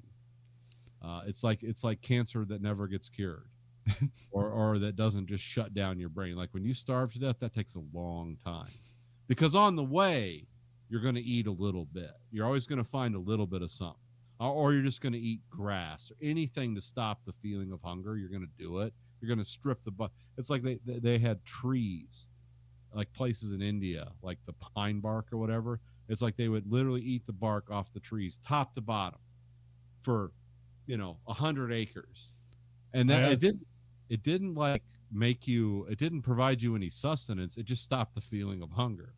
yeah, there was one of the saddest movies ever made, called Grave of the Fireflies, which is about like children living in the wake of no, it's during World War II. I'm not sure if like they. I don't think a nuclear bomb goes off in the movie, but basically that their parents had died and their kids are living on their own, and eventually like the really small the brother's trying to take care of his sister. Sister's like like 4 years old or something like that, and then she gets basically so uh starves to the point of delirium, and then eats rocks thinking that it's food, and then just dies. Yeah, And it's one of the saddest, most horrible things ever. yeah, Uh, yeah. Imagine that happens to 1.7 million people oh yeah. in a year in India, and it's like, oh, if 1.7 million people died in America of anything unnatural, like if it was car wrecks, they would outlaw cars in America, like because literally we think a lot of people die in car wrecks. It's like 50,000 people a year. It's like that's not anywhere close to 1.7 million.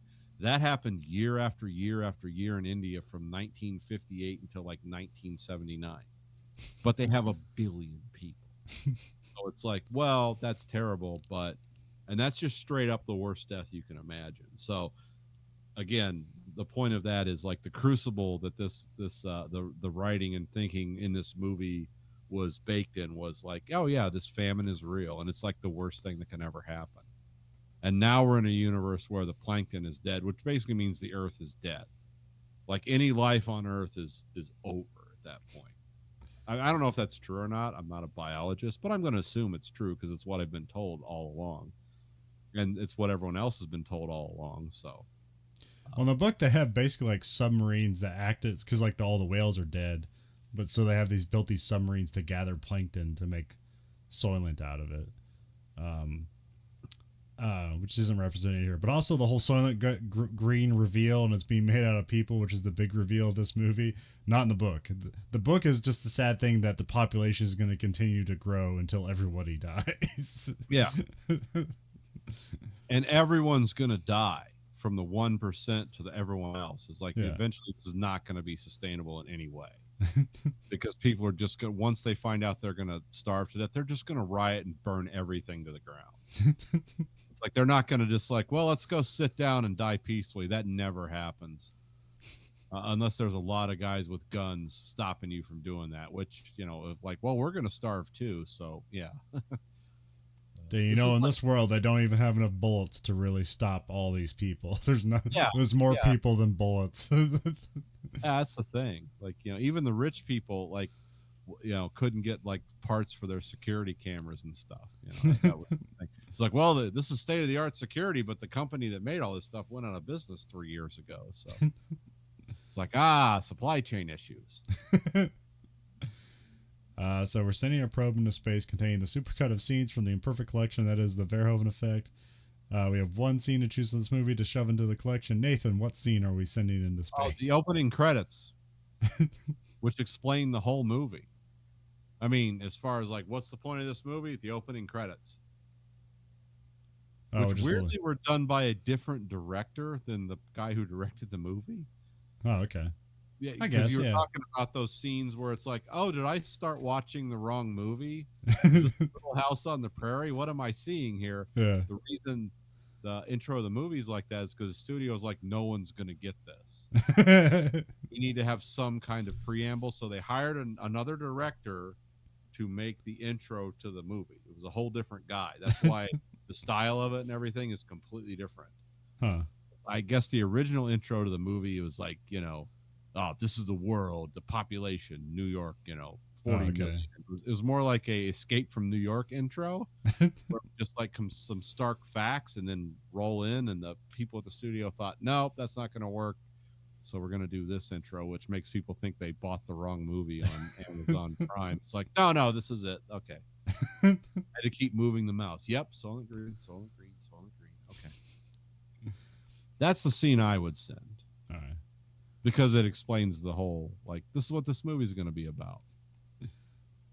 And then we have an additional feature in that this is episode 52 of the special episodes of the Verhoeven Effects. That means we've been doing this for a calendar year. Oh, yeah. I mean, not in sequence, but in general. We've been doing specials for a year. A year of specials. Yeah. Which is basically, let's be honest, become the permanent format of the show. Yeah. Because I'm not watching any more network TV.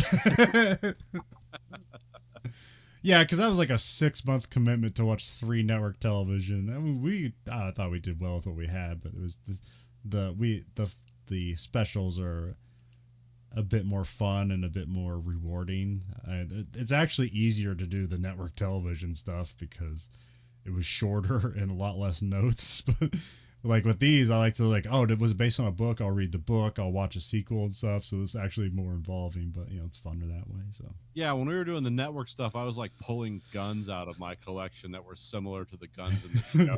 Like, how are we going to get an hour and a half out of content out of this? Oh, we did. I think we actually like without trying would have very similar run times between shows. Like we get even though I'd edit it, but it's like there's no intention of editing. I just edit just trim this up a bit. And it was like we had shows that were like 10 seconds apart in their time. Yeah. It's like this one's 49:50 and this one's 49:40. It was really weird. It was like back to back. And yeah. Also doing all the time. No planning going into any of these shows. It's just a general idea. And it's like, we have structure. Yeah, we have structure. It's why we do this rather than American Greed Factory, because American Greed Factory has no structure whatsoever. Well, a little bit, but it's very generalized, and we'll end up having a conversation for 3 hours.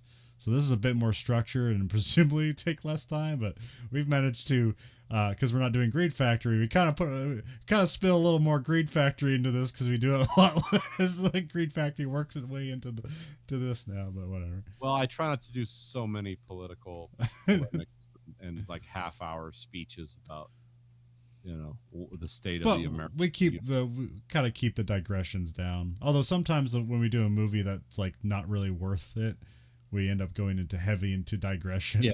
Oh, yeah. It's like, wow, how did we get 2.5 hours out of Blue Thunder? It's like, because we didn't talk about the movie. Yeah. I just gave my opinions about politics and the state of the world as it related to Blue Thunder. But yeah, so with the special episodes are a bit more rewarding, and I have a little joke because we're doing simultaneously, that's why it was called a special episode, because we can flag that in the podcast as a special episode. So now I release every episode is a special episode. So now we only release special episodes. So it's just a little joke.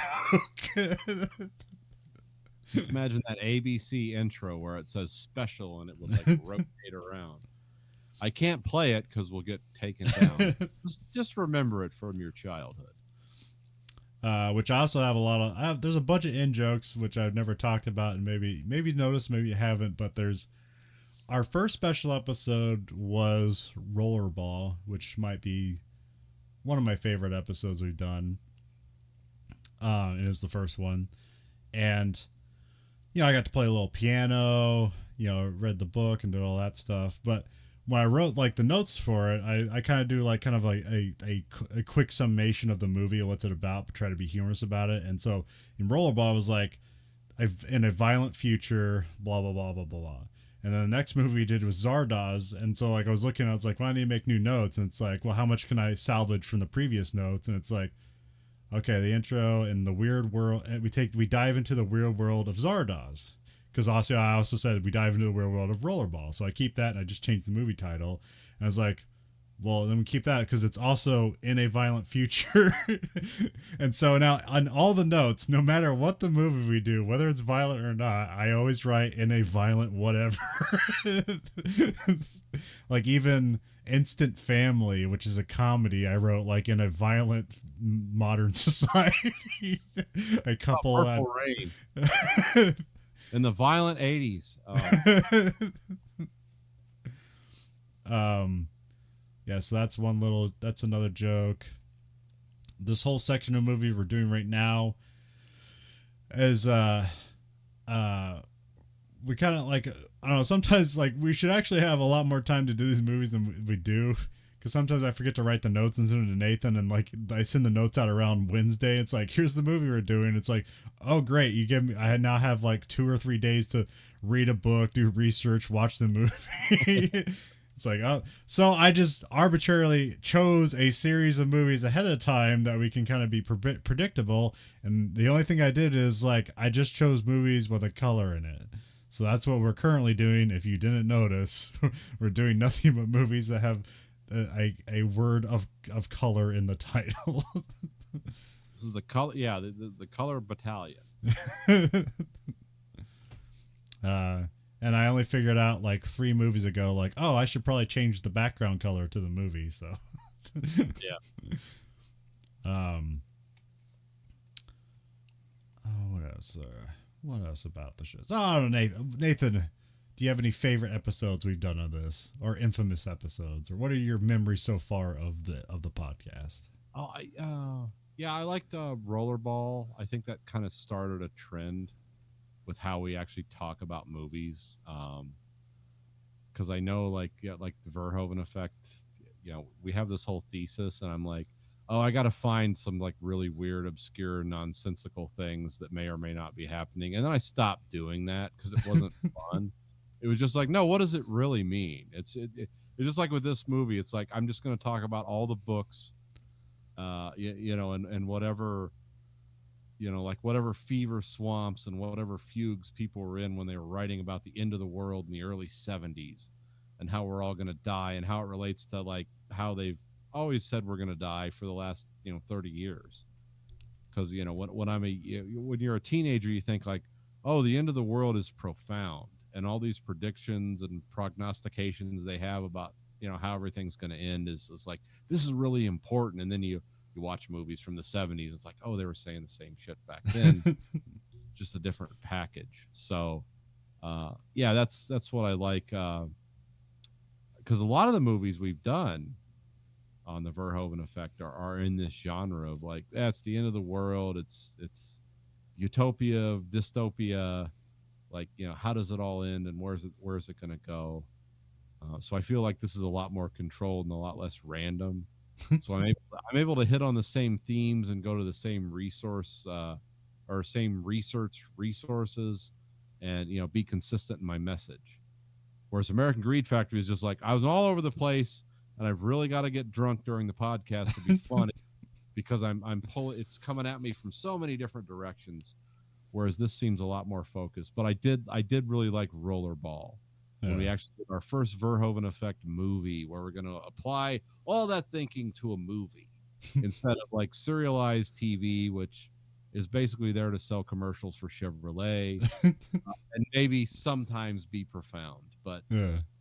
this was like, oh yeah, I can really like I could get as much or as little as I want out of this. So I think Rollerball was definitely like, I remember it fondly. I don't even know if it's the high point because I think we've gotten better as we go along.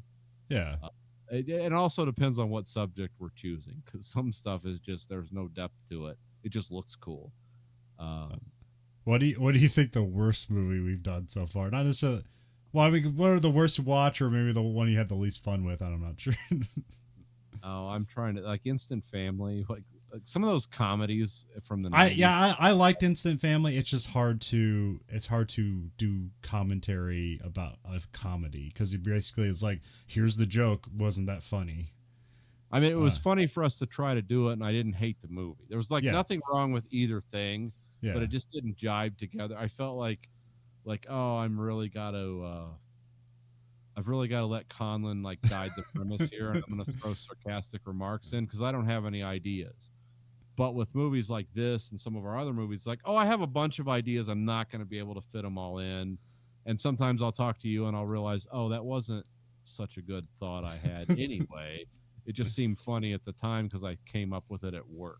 Because I'm always like a week ahead yeah, on like what we're doing and what I'm researching and what kind of media I'm listening to about it to get. I'm not trying to steal ideas, yeah. get ideas about what. So I'm very careful. Like I try not to repeat what other people do. So but I'm only a week out. I'm not going to bullshit anyone and say, oh, I spend 6 months doing research for every one of these. Like I don't have that much time in my life. But I I think would say some of our stuff. How would I describe? Some of our least favorite stuff is the modern comedies we do. Not because I hate the modern comedies, but because it's hard for me to pull a lot of social satire out of those. yeah, and they just don't have a past or history necessarily all the time. Right. It's And yeah, that's it's hardest to do. The modern stuff is the hardest to do because we just kind of have, maybe we're stuck in our ways or something like that, but they don't always have the context that hit. Like I thought the best we did with the modern movie was with The Empty Man. yes, Um, absolutely. um, I and I agree. think probably like our most infamous episode, probably the worst thing we watched, but it was probably the hardest thing to watch, but we successfully made it interesting. Was the Book of Henry, which was just a fascinating failure of a movie. Isn't that the one where I associated him with Satan and the Lord of the Lucifer was the Prince of Light? Or yeah.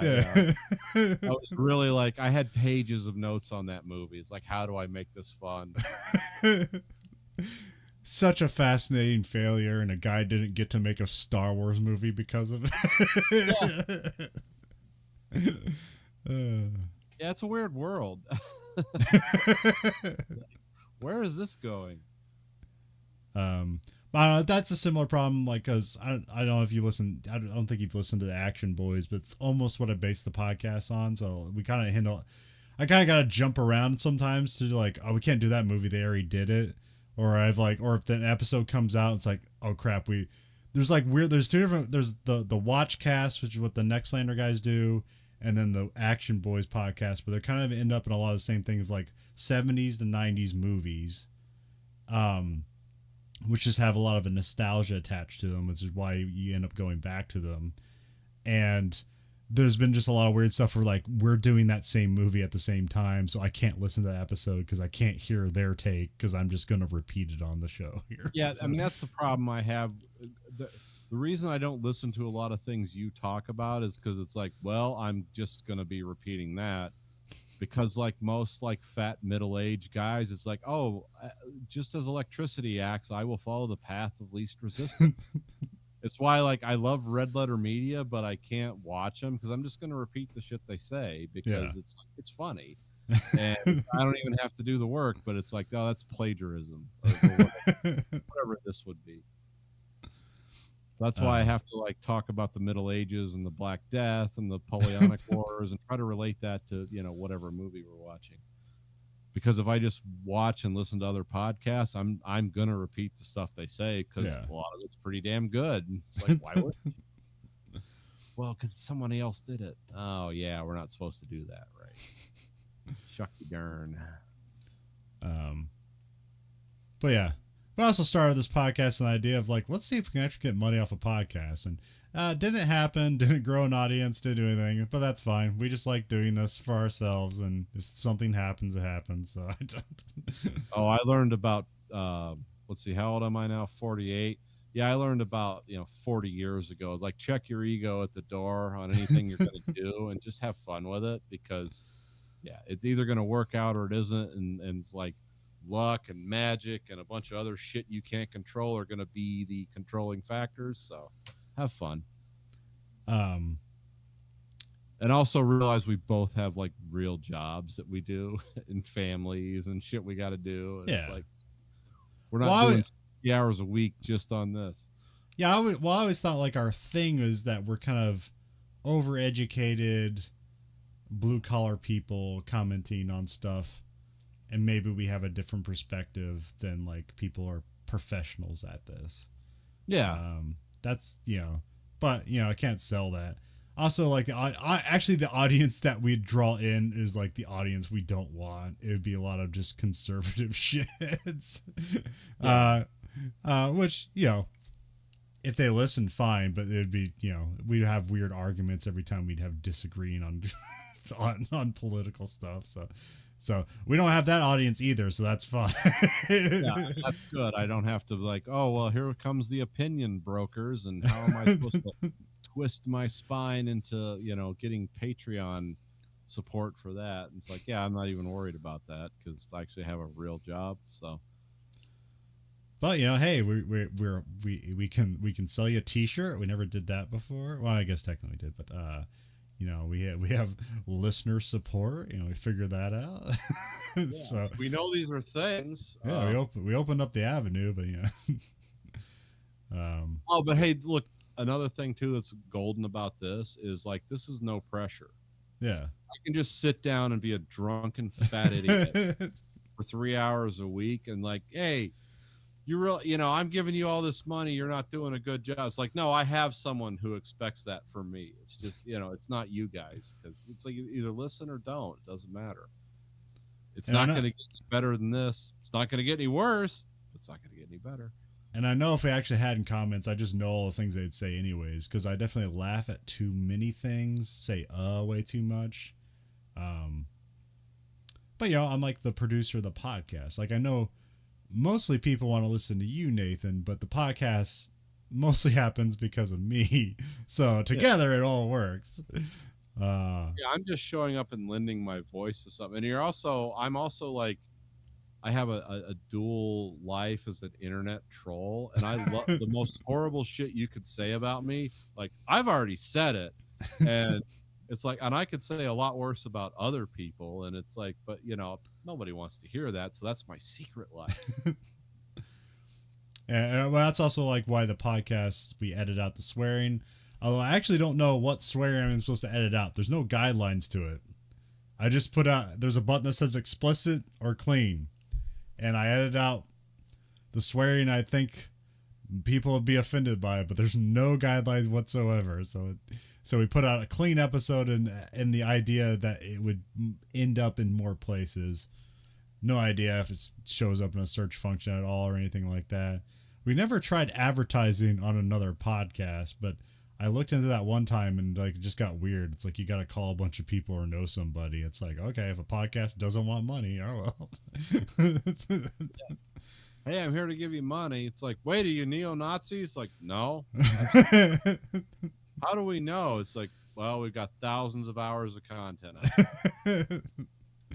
that you're also not going to listen to. Yeah, that you're not. Let's not pretend that this is going to be absorbed by people.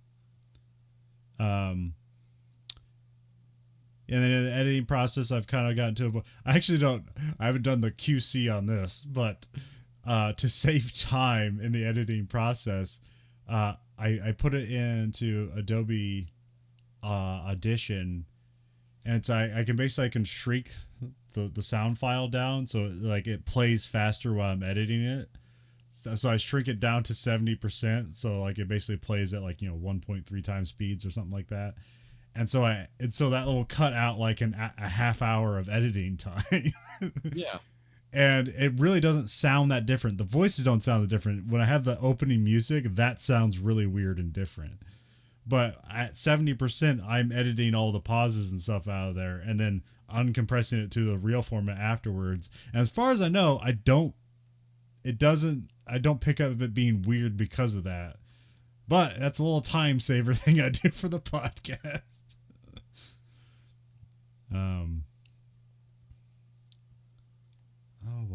What other milestones and celebrations? Yeah, we haven't. I think we've only done 2 Verhoeven movies, right? We've done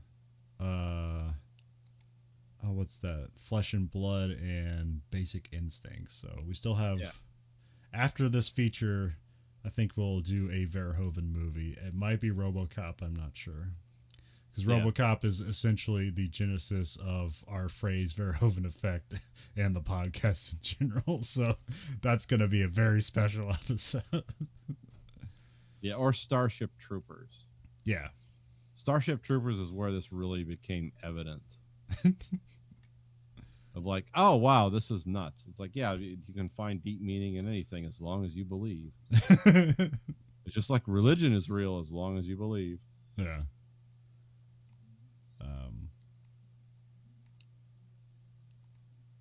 And then, I don't know, evolutions of the podcast. I'm not sure.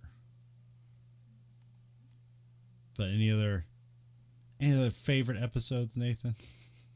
Or what's your favorite of the ones we've done so far in the color wheel of Verhoeven Effect? I mean, I liked Clockwork Orange. Okay. But these are just movies I had I don't know. I mean, the things I like, it's almost sad. It's like, oh, the lowest effort was the most popular, but that's not really the case. It's not like the lowest effort. It's like I didn't have to do a lot of research because I loved, movie A, B, or C. It's not because I didn't have to work hard. It's because, no, I did the work, like, not knowing I was doing the work. Well, yeah, the episode I know that came about, where it was like the least effort and was a good episode, was War Games. Because I don't think you watched the movie, and I think I had to watch the movie at like, I had to like, for some reason things came up and I had to like fast forward, watch the movie, like skip scenes and just advance it forward. And it's like, all right, watch the movie. And then that just ended up being an effortless episode where we had a good time. Yeah. I mean, there's been so many with this, where we're just doing a movie, where we're not like, oh, we're going to have a 2-hour polemic about politics, or I'm going to talk about some obscure thing that happened in the Cold War, and then we're going to do a movie. It's like, this is just straight up movie.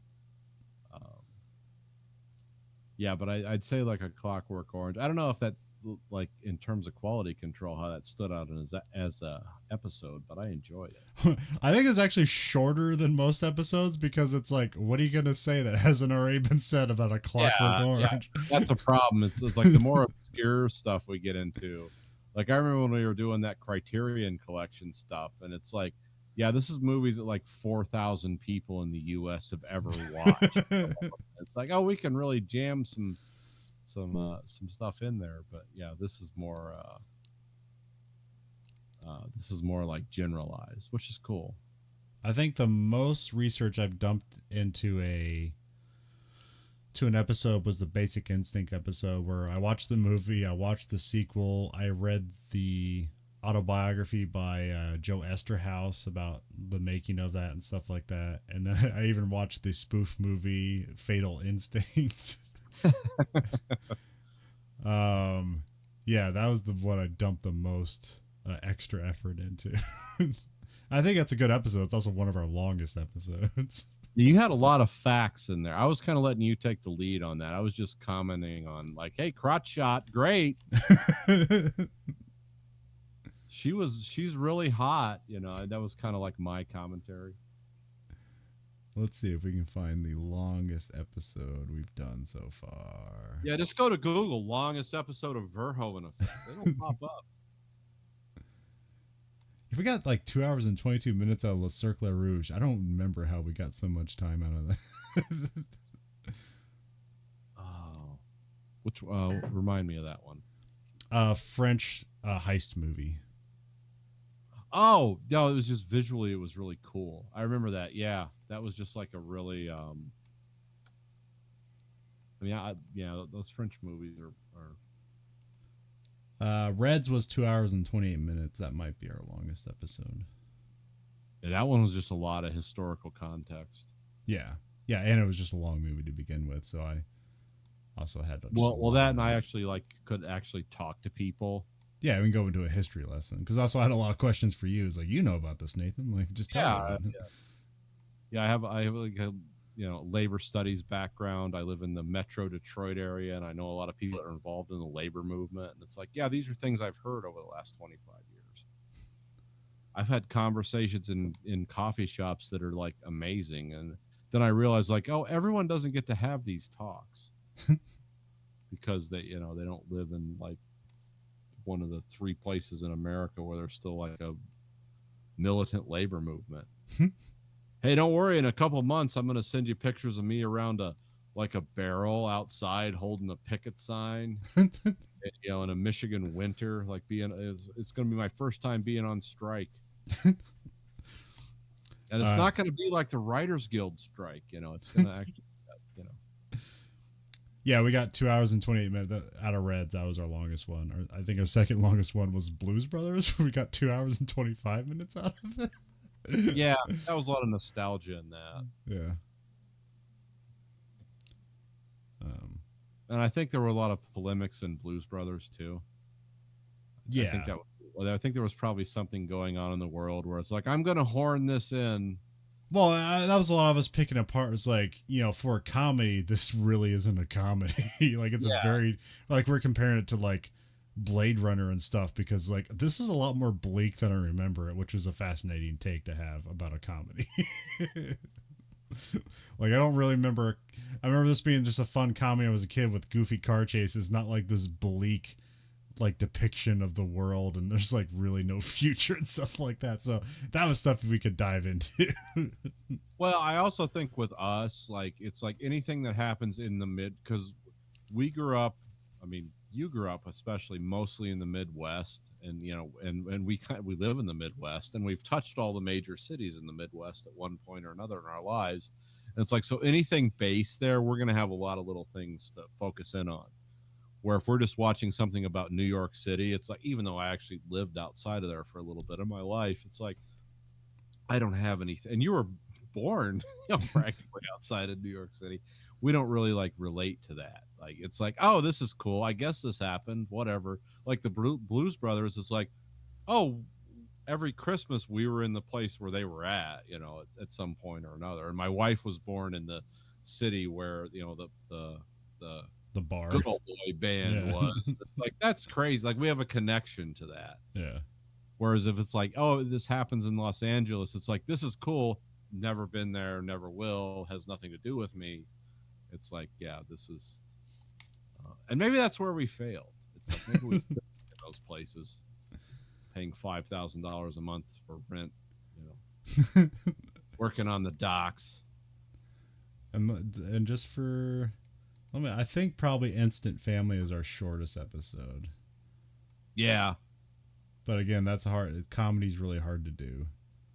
Comedy's hard analysis on for me because I'm not like, I like to make a lot of comedy out of like Soylent Green. Yeah. If something's already funny, it's like I fall flat. This is why I'm not like working in comedy. It's because I don't really have that creative verve. Well, I mean, the thing with comedy is the jokes, and so a lot of analysis is you say the joke and be like, wasn't that funny? It's hard to pull like cultural analysis or like or deep meaning on it. Yeah. Okay. Yeah, most of the ideas I come up with is when I'm like walking around my neighborhood. Like, I did a 3-mile walk or 4-mile walk today, and I was thinking about Soylent Green and what I could pull out of it. But That's for me, that's easy. But when it's like something funny, or it's just some amazing work of art, kind of like The Shining or A Clockwork Orange, it's like I don't have much to say that the guy who did it, who was a genius, already has said. Yeah, It's like, how 50. do I critique? How can I critique Stanley Kubrick? How can I critique Quentin Tarantino? It's just, like, I'm not even qualified. Yeah. All it becomes is like, what did it mean to me personally? Because I don't have any better ideas than they do. Trust me. Yeah, that's why I always like ask like Nathan, what's your history with this movie? Is because like I'll pull something out, which again is another why the modern stuff is hard to do. It's like, what's your history of the movie? It's like, well, you told me I was watching this movie and I watched it this week. Yeah, my history is a week ago. I was instructed to watch this movie, and as a man of honor, I follow orders. So yeah, Instant Family, 52 minutes, our shortest episode. Although weirdly, Zardoz, 54 minutes.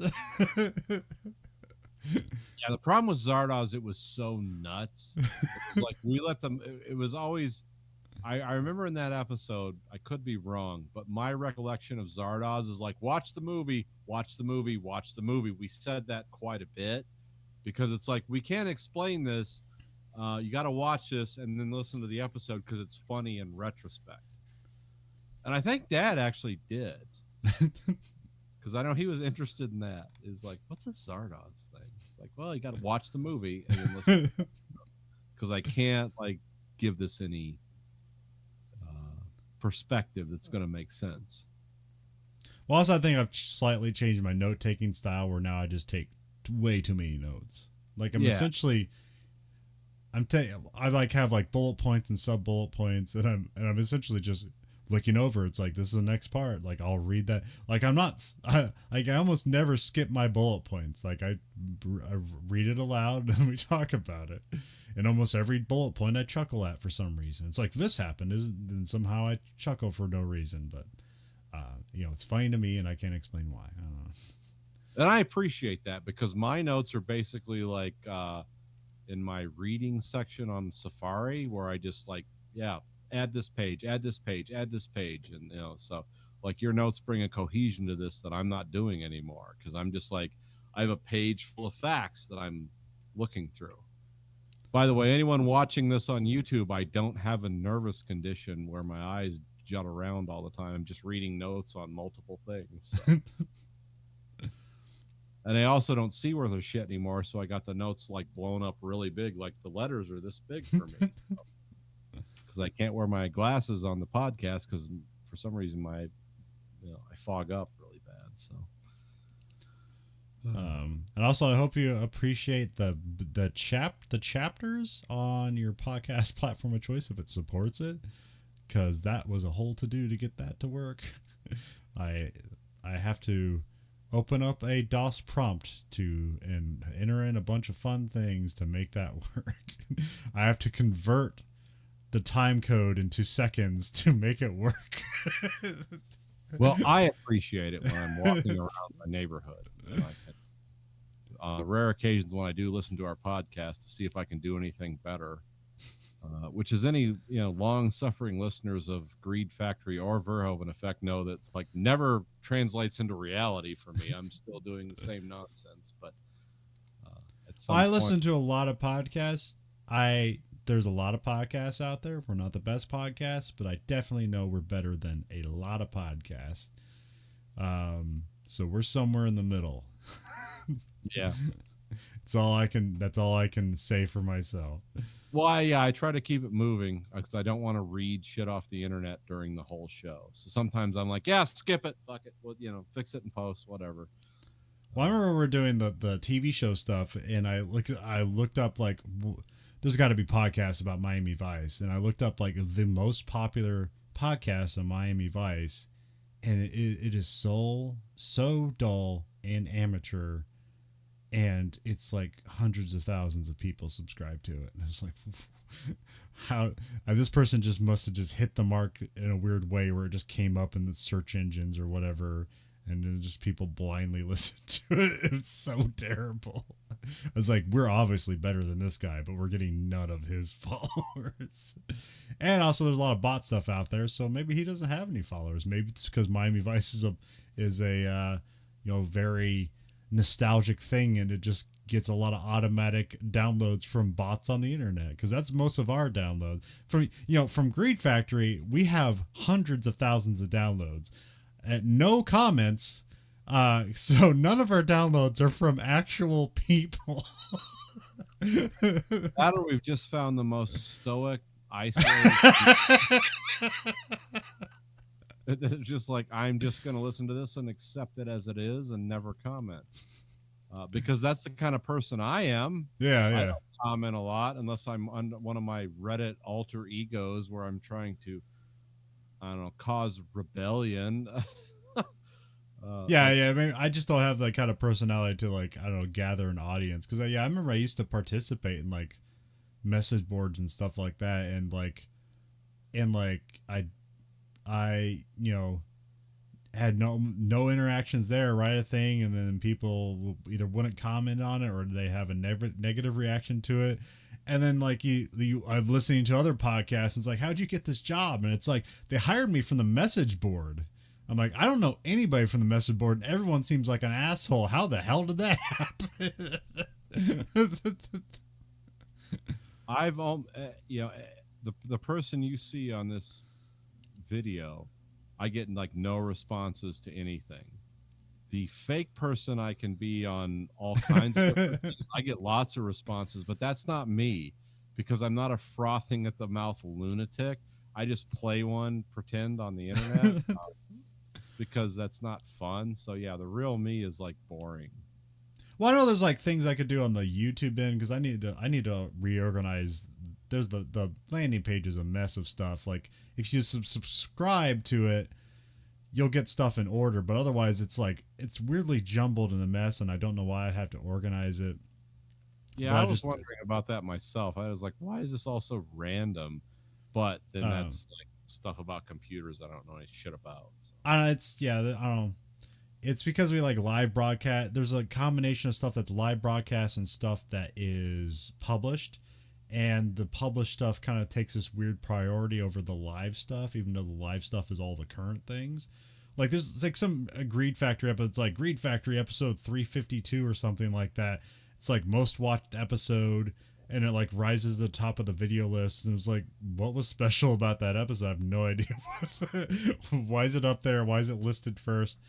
But again, is that the one where I had like a guest and he passed out drunk? Is that why that's popular? I don't know. No, I think Mark's on it, but I'm not.